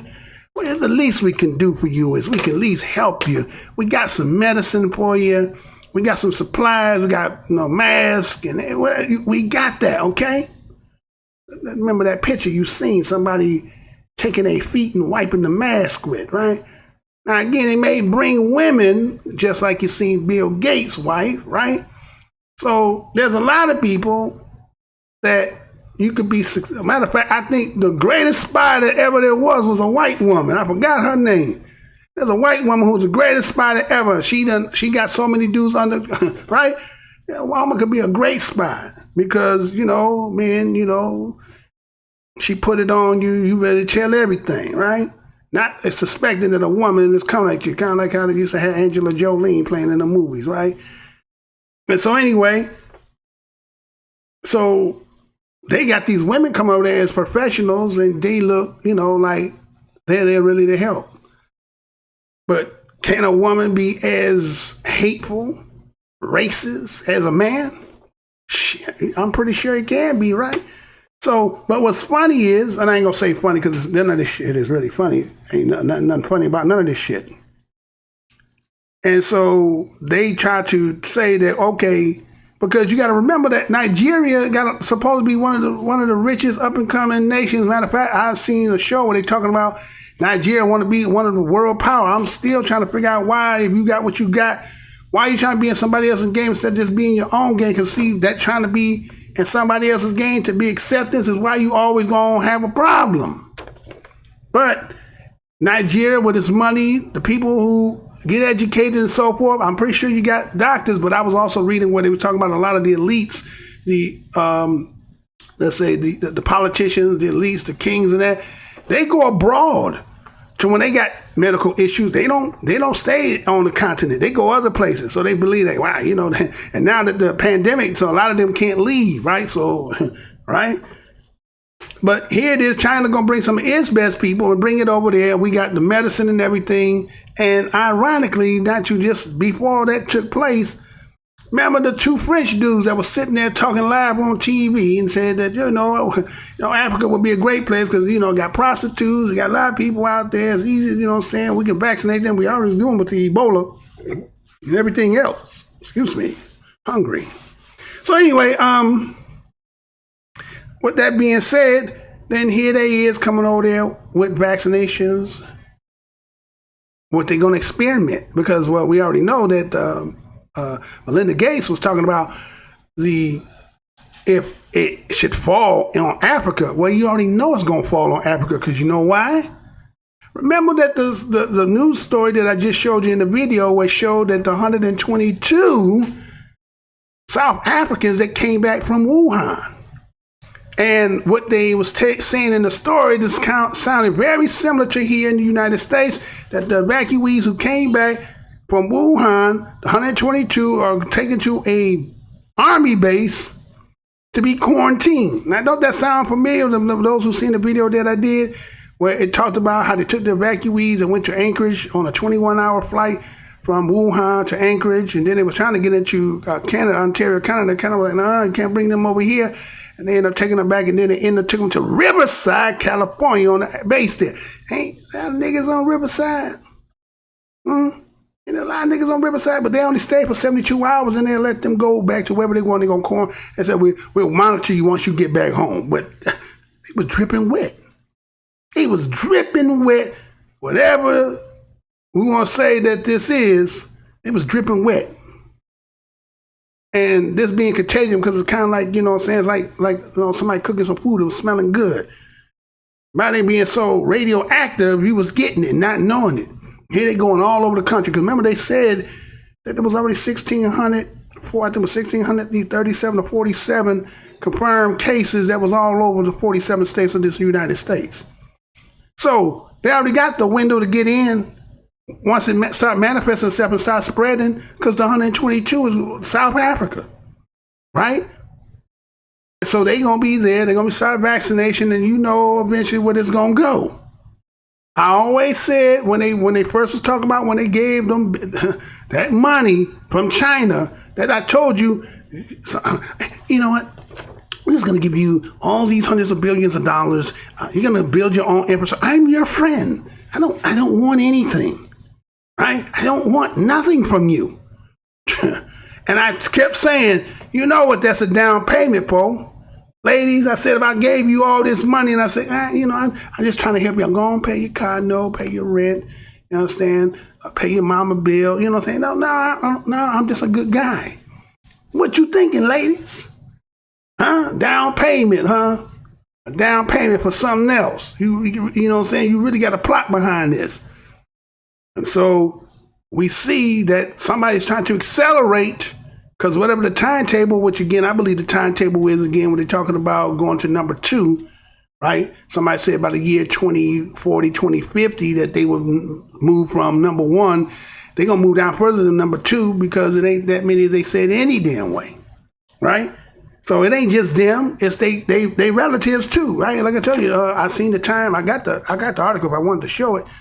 But the Time magazine came out right before the hit of the Wuhan, that China was going into depopulation. Their birth rate was at 0 for the first time. Didn't y'all know that?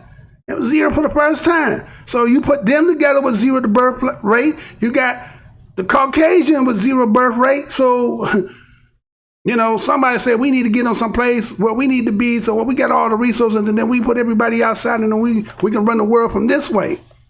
But this has always been the dark continent, trying to figure a way to get in. It took them to come back with technology, and then they, advancement on this bio warfare. Here they come. Africa in trouble, y'all.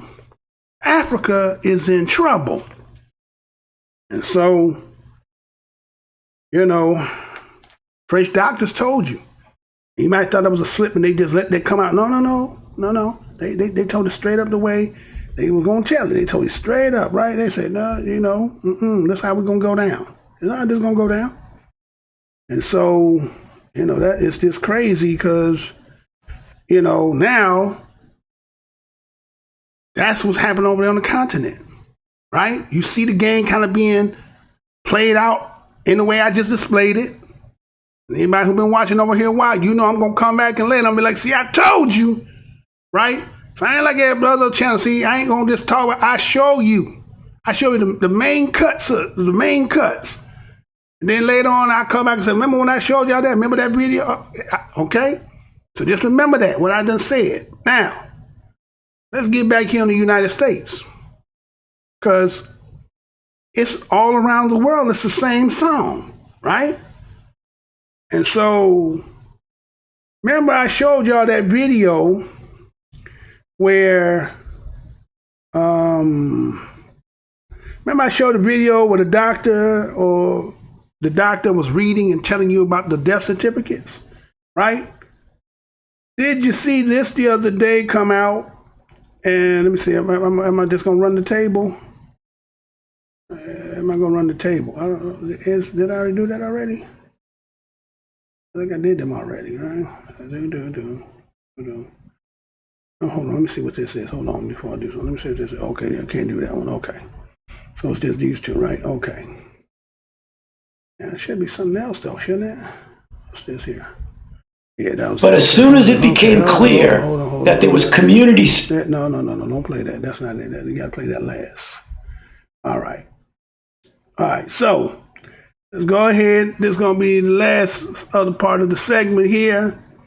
And this part takes us back here to the United States. And let's look at, again, as I showed you with the woman who sat there and talked about how the WHO or the CDC, the way they wanted them to come and write and say it's under your discretion how, but you should determine it to be COVID. If you have any parts of this, you can put it as COVID. But check this out. Check this out. Check it out.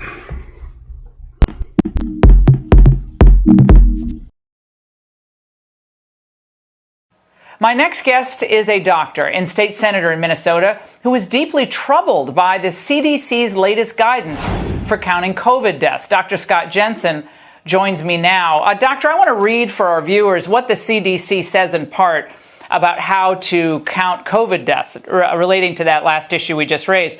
In cases where a definite diagnosis of COVID cannot be made, but is suspected or likely, like the circumstances are compelling with a reasonable degree of certainty, it is acceptable to report COVID-19 on a death certificate as probable or presumed. That last issue we just raised. In cases where a definite diagnosis of COVID cannot be made, but is suspected or likely, like the circumstances are compelling with a reasonable degree of certainty, it is acceptable to report COVID-19 on a death certificate as probable or presumed. That last issue we just raised. In cases where a definite diagnosis of COVID cannot be made, but is suspected or likely, like the circumstances are compelling with a reasonable degree of certainty, it is acceptable to report COVID-19 on a death certificate as probable or presumed. So, doctor, what's the problem with that? Well, in short, it's ridiculous. I spent some time earlier today just going through the CDC's manual on how to complete death certificates and the parts that were specifically written for physicians. And in that manual, it talks of precision and specificity, and that's what we were trained with. The determination of the cause of death is a big deal. It has impact on estate planning. It has impact on future generations. And the idea that we're going to allow people to massage and sort of game the numbers is a real issue, because we're going to undermine the trust. And right now, as we see politicians doing things that aren't necessarily motivated on fact and science, the public's their trust in politicians is already wearing thin. And the idea that we're going to allow people to massage and sort of game the numbers is a real issue, because we're going to undermine the trust. And right now, as we see politicians doing things that aren't necessarily motivated on fact and science, the public's their trust in politicians is already wearing thin. As we see politicians doing things that aren't necessarily motivated on fact and science, the public's their trust in politicians is already wearing thin. And doctor, in that same CDC guidance sheet on COVID-19, it references the fact that basically this is a judgment call for doctors on how to fit. I read it, what goes on line 1, and then what goes on line 2, and what goes on the final line as far as contributing factors and ultimate cause of death. But they concede that it is a judgment call. Again, why is that not correct? References the fact that basically this is a judgment call for doctors on how to fit. I read it, what goes on line 1, and then what goes on line 2, and what goes on the final line as far as contributing factors and ultimate cause of death. But they concede that it is a judgment call. Again, why is that not correct? References the fact that basically this is a judgment call for doctors on how to fit. I read it, what goes on line 1, and then what goes on line 2, and what goes on the final line as far as contributing factors and ultimate cause of death. But they concede that it is a judgment call. Again, why is that not correct? Well, let's just take influenza. If I have a patient died a month ago, had fever, cough, and died after 3 days, and maybe had been an elderly, fragile individual, and there happened to be an influenza epidemic around our community, I wouldn't put influenza on the death certificate, and I've never been encouraged to do so. I would put probably respiratory arrest would be the top line, and the underlying cause of disease would be pneumonia, and in the contributing factors, I might well put emphysema or congestive heart failure. But I would never put influenza down as the underlying cause of death, and yet that's what we're being asked to do here. Well, let's just take influenza. If I have a patient died a month ago, had fever, cough, and died after 3 days, and maybe had been an elderly, fragile individual, and there happened to be an influenza epidemic around our community, I wouldn't put influenza on the death certificate, and I've never been encouraged to do so. I would put probably respiratory arrest would be the top line, and the underlying cause of disease would be pneumonia, and in the contributing factors, I might well put emphysema or congestive heart failure. But I would never put influenza down as the underlying cause of death, and yet that's what we're being asked to do here. Dr. Fauci was asked about the COVID death count today. Here's what he said in part. What do you say to those folks who are making the claim without really any evidence that these deaths are being padded, that the number of COVID-19 deaths are being padded? You will always have conspiracy theories when you have very challenging public health crises. They are nothing but distractions. Dr. Fauci was asked about the COVID death count today. Here's what he said in part. What do you say to those folks who are making the claim without really any evidence that these deaths are being padded, that the number of COVID-19 deaths are being padded? You will always have conspiracy theories when you have very challenging public health crises. They are nothing but distractions. Conspiracy theories, doctor? So you're engaging in conspiracy theories. What do you say to Dr. Fauci tonight? Well, I would remind him that anytime healthcare intersects with dollars, it gets awkward, right? What do you say to Dr. Fauci tonight?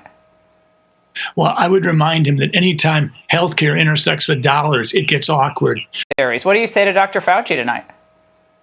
Well, I would remind him that anytime healthcare intersects with dollars, it gets awkward. Right now, Medicare has determined that if you have a COVID-19 admission to the hospital, you'll get paid $13,000. Now, Medicare has determined that if you have a COVID-19 admission to the hospital, you'll get paid $13,000. Now, Medicare has determined that if you have a COVID-19 admission to the hospital, you'll get paid $13,000. If that COVID-19 patient goes on a ventilator, you get $39,000. Paid $13,000. If that COVID-19 patient goes on a ventilator, you get $39,000. If that COVID-19 patient goes on a ventilator, you get $39,000. If that COVID-19 patient goes on a ventilator, you get $39,000, 3 times as much. Nobody can tell me after 35 years in the world of medicine that sometimes those kinds of things impact on what we do. Some physicians really have a bent towards public health, and they will put down influenza or whatever because that's their preference. I try to stay very specific, very precise. If I know I've got pneumonia, that's what's going on, the death certificate. I'm not going to add stuff just because it's convenient and what we do. Some physicians really have a bent towards public health, and they will put down influenza or whatever because that's their preference. I try to stay very specific, very precise. If I know I've got pneumonia, that's what's going on, the death certificate. I'm not going to add stuff just because it's convenient. Some physicians really have a bent towards public health, and they will put down influenza or whatever because that's their preference. I try to stay very specific, very precise. If I know I've got pneumonia, that's what's going on, the death certificate. I'm not going to add stuff just because it's convenient. I think that it's not a conspiracy theory at all. Yeah. So you reject what he said? Absolutely. Well, it's interesting that in Italy, where it's socialized medicine, I guess they don't have an interest in the money, if that's what it is here. And they just went back and they started reclassifying deaths according to their top scientific advisor. So they admitted that they were being liberal or generous in how they coded some of these deaths, and they're just going back and reclassifying them. Does that surprise you?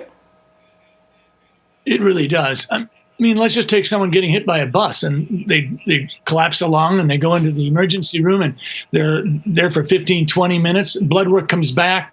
COVID test comes back positive, and they die 20 minutes later because of their collapsed lung. We're going to put that down as COVID-19? That doesn't make any sense. Dr. Jensen, really important conversation. We really, really appreciate your data-driven perspective. Thank you so much.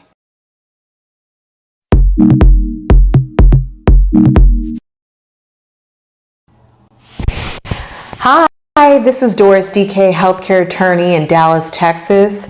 I can be reached at ddk@fflawoffice.com if you have any questions.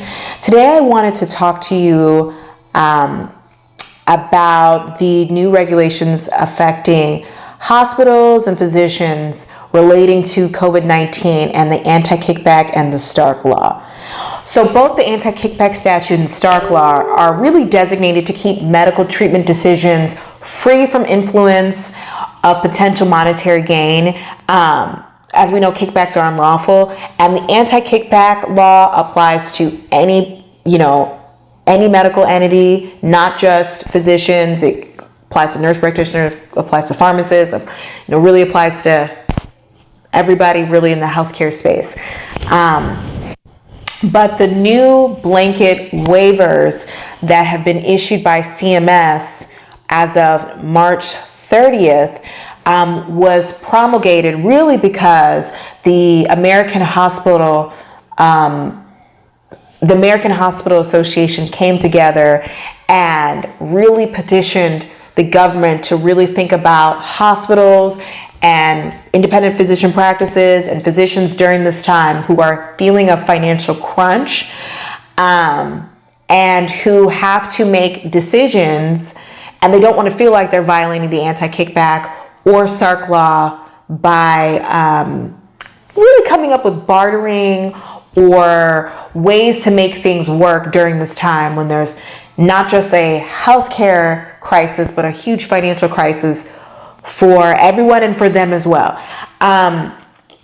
So the government issued blanket waivers for entities during this time, and the blanket waiver is only related to COVID-19 purposes. Now, the government issued 6 examples of when their anti-kickback STARK waivers would be applicable, and I'm just going to name a few, and I'm going to send a link so you can look at the item as well. You could kind of go through the rest of them, but the blanket waivers are applicable when you're diagnosing or offering medically necessary treatment to COVID-19 patients or individuals, whether the patient or individual is diagnosed or confirmed with COVID-19, securing services of physicians and other healthcare practitioners and professionals, so that's my nurse practitioners, my RNs, my BSNs, to furnish medically necessary patient care services, including services not related to the diagnosis and treatment of COVID-19 in response to the COVID-19 outbreak, right? Ensuring the ability of healthcare providers to address patient and community needs to the COVID-19 outbreak in the U.S., expanding the capacity of healthcare providers to address patient and community needs because of the outbreak, shifting the diagnosis of care of patients to appropriate alternative settings due to the COVID-19 outbreak. And there are 2 other ones they mentioned in the new outline that you might want to take a look at. What I like about this handout that they have provided is that they've offered a number of examples of when normally remuneration would definitely raise red flags under the anti-kickback and STARK law, where they have decided to ease up on their policies and guidelines because they understand what's happening. For instance, they say that the referral by a physician in a group practice for medically necessary designated health services furnished by the group practice to a patient in his or her private home, assisted living facility, or independent living facility where the referring physician principal medical practice does not consist of treating patients in their private homes. The referral by a physician to an entity with which the physician's immediate family member has a financial relationship if the patient who's referred resides in a rural area. Referrals by physicians to an entity with whom the physician or immediate family member has a compensation arrangement that does not satisfy the writing or signature requirements of an applicable exception, but satisfies each other requirement. So those all speak to prior rules in the anti-kickback and STARK law that they're letting waive, and it's just kind of giving you an idea of the things that they're allowing now. They also list a myriad of real-world examples that I think are a little bit more digestible to the general public. For instance, they mention an entity providing free telehealth equipment to a physician practice to facilitate telehealth visits for patients who are observing social distancing or isolation or quarantine.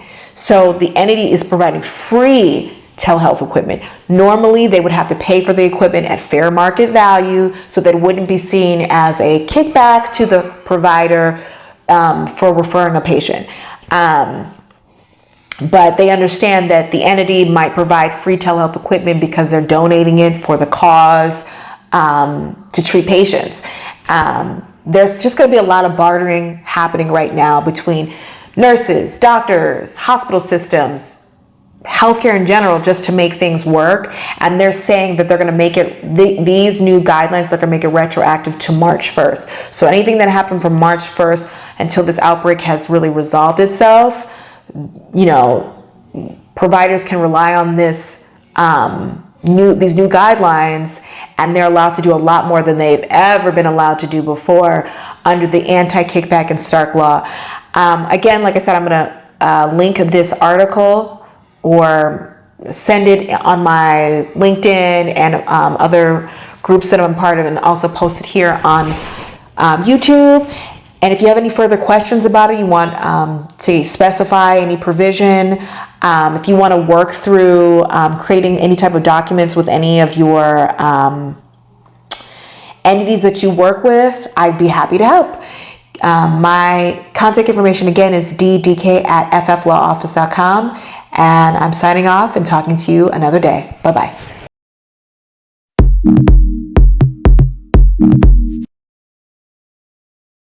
But as soon as it became clear that there was community spread, which means that it isn't just a travel-related case, that there are cases that are in the community under the radar screen, then it became clear that we were in real trouble. When was that? Around when was that? Well, that was probably towards the middle to end of January. Okay.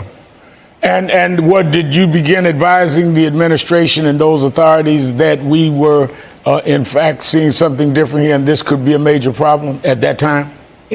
You bet. And then that's when it became clear that there are a couple of ways of addressing that. You could either prevent or try and block the influx of new cases from out of the country, and already cases that come in from China, to try and say, that's it, we got to stop that, because now we already have cases here. And then it switched to Europe. And when Italy had their outbreak, it became clear that that became a danger. So that's when cases were cut off from coming in from Europe and then ultimately the UK. But by that time, we had enough cases in our own country that the ability to do the containment slipped then into the need for mitigation. We had enough cases in our own country that the ability to do the containment slipped then into the need for mitigation. We had enough cases in our own country that the ability to do the containment slipped then into the need for mitigation. And we saw what happened.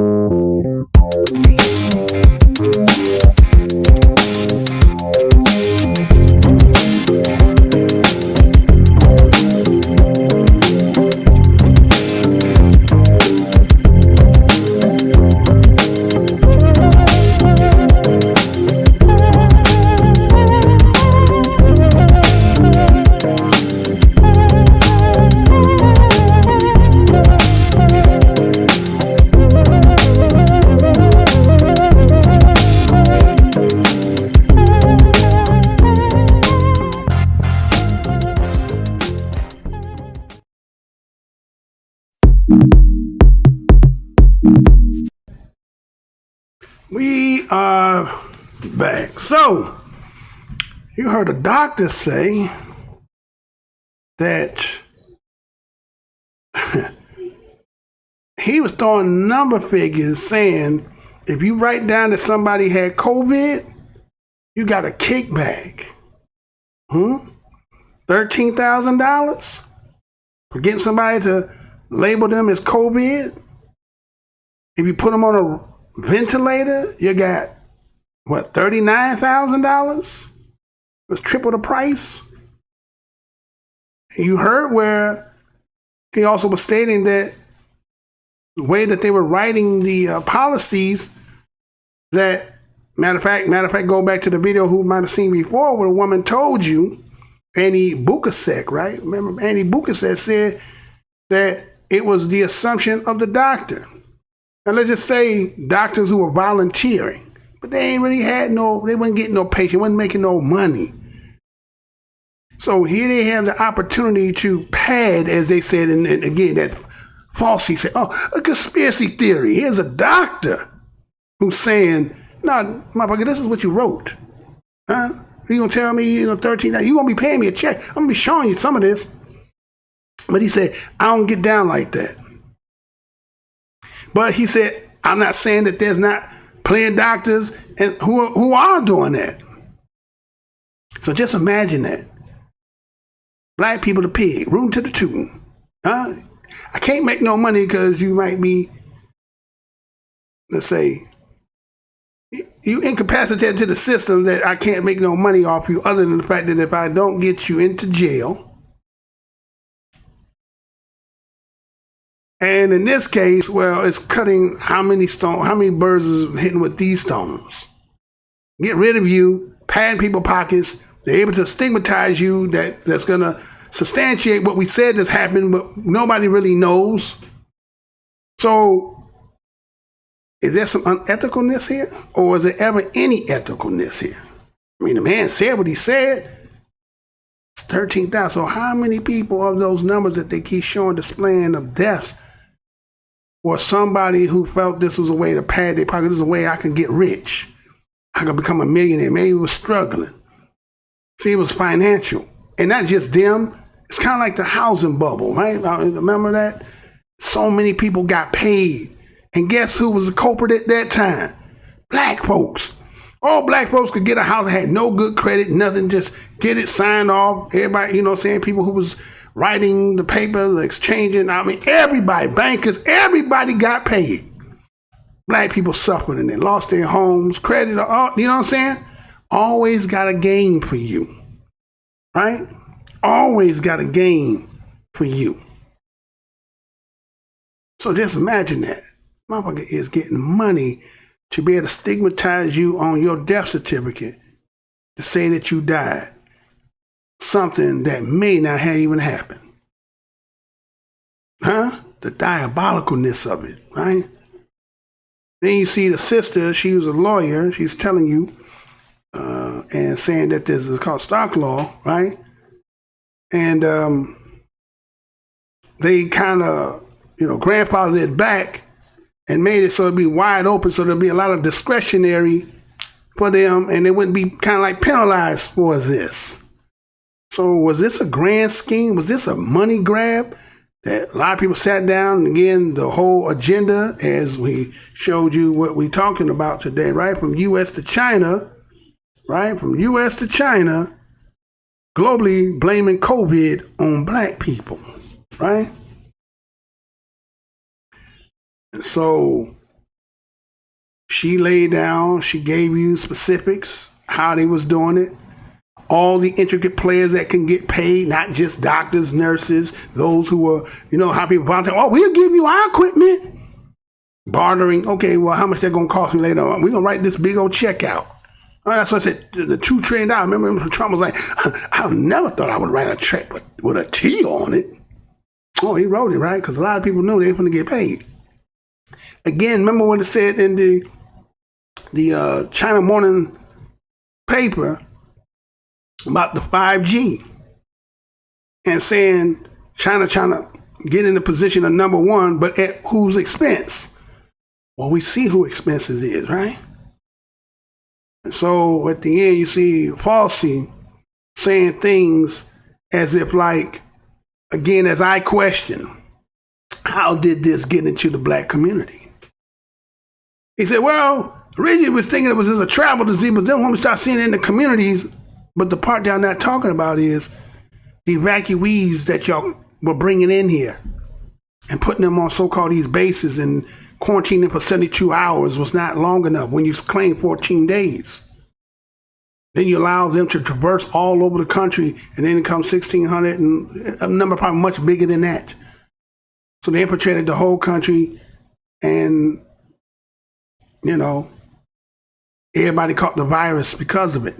And because black people are essential workers, even if you didn't get it, because you got to keep going back and forth, and the possibility is running across somebody else who might have it. Now again, let's say the numbers padded. He said, "Oh, a conspiracy. That's a conspiracy." But you got people who saying, "Hey, man, this is what they're writing, and I'm going to tell you what it is," right? All right, so you tell me what y'all think, y'all. All right, I'm just news. I just report some things that just in case you did not know. And so that's what we do over here, Black News. We bring out the news articles, and I just give you a little aspect to how I'm looking at it. And you go ahead and tell me what you think. Like, subscribe. If you should subscribe, go ahead and hit that, get that full notification. Dislike, EEOC over here, everything good. All right. So, we about ready to do that, sir? Go ahead, set that all up so we get up out here because Eyes is hungry. All right, so, okay, let's get this off. Ready to do this? Let's get it. All right, go ahead. Let's get it. All right. Got up another show for you. Hope you enjoyed it. Again, this is Black Minds News, and this is going to be another Black Minds Live news report. I want to thank each and every one of you for who clicked on the video. Again, when you see your brother, what's good, brother? See your sister, what's good, sister? If you can't do that much, at least say or give the universal nod. Understand we living at a time where a crossroad where a lot of people are going to have to sit down and wonder these people that you consider to be your allies. Well, so you always got to ask them at least one question. The question is, have you ever heard of John Brown? And if they say yes, so is John Brown real, or is that just something white folks told us to make you think that white folks will really sacrifice himself and his family for the betterment of black people? And then ask him, why ain't the white man ever made a movie about John Brown? He must be the worst white man that ever lived in the United States. Again, getting hot. It's foggy. Trying to see. Rain coming down hard and the windshields can't wipe fast enough. Back in the day when you got that heat coming up on the window and you get foggy, you gotta open the window and try to wipe it. We gotta see for the days that's coming. So again, stay vigilant, mindful. And to the next show, y'all, peace, love, and all that. To the next show.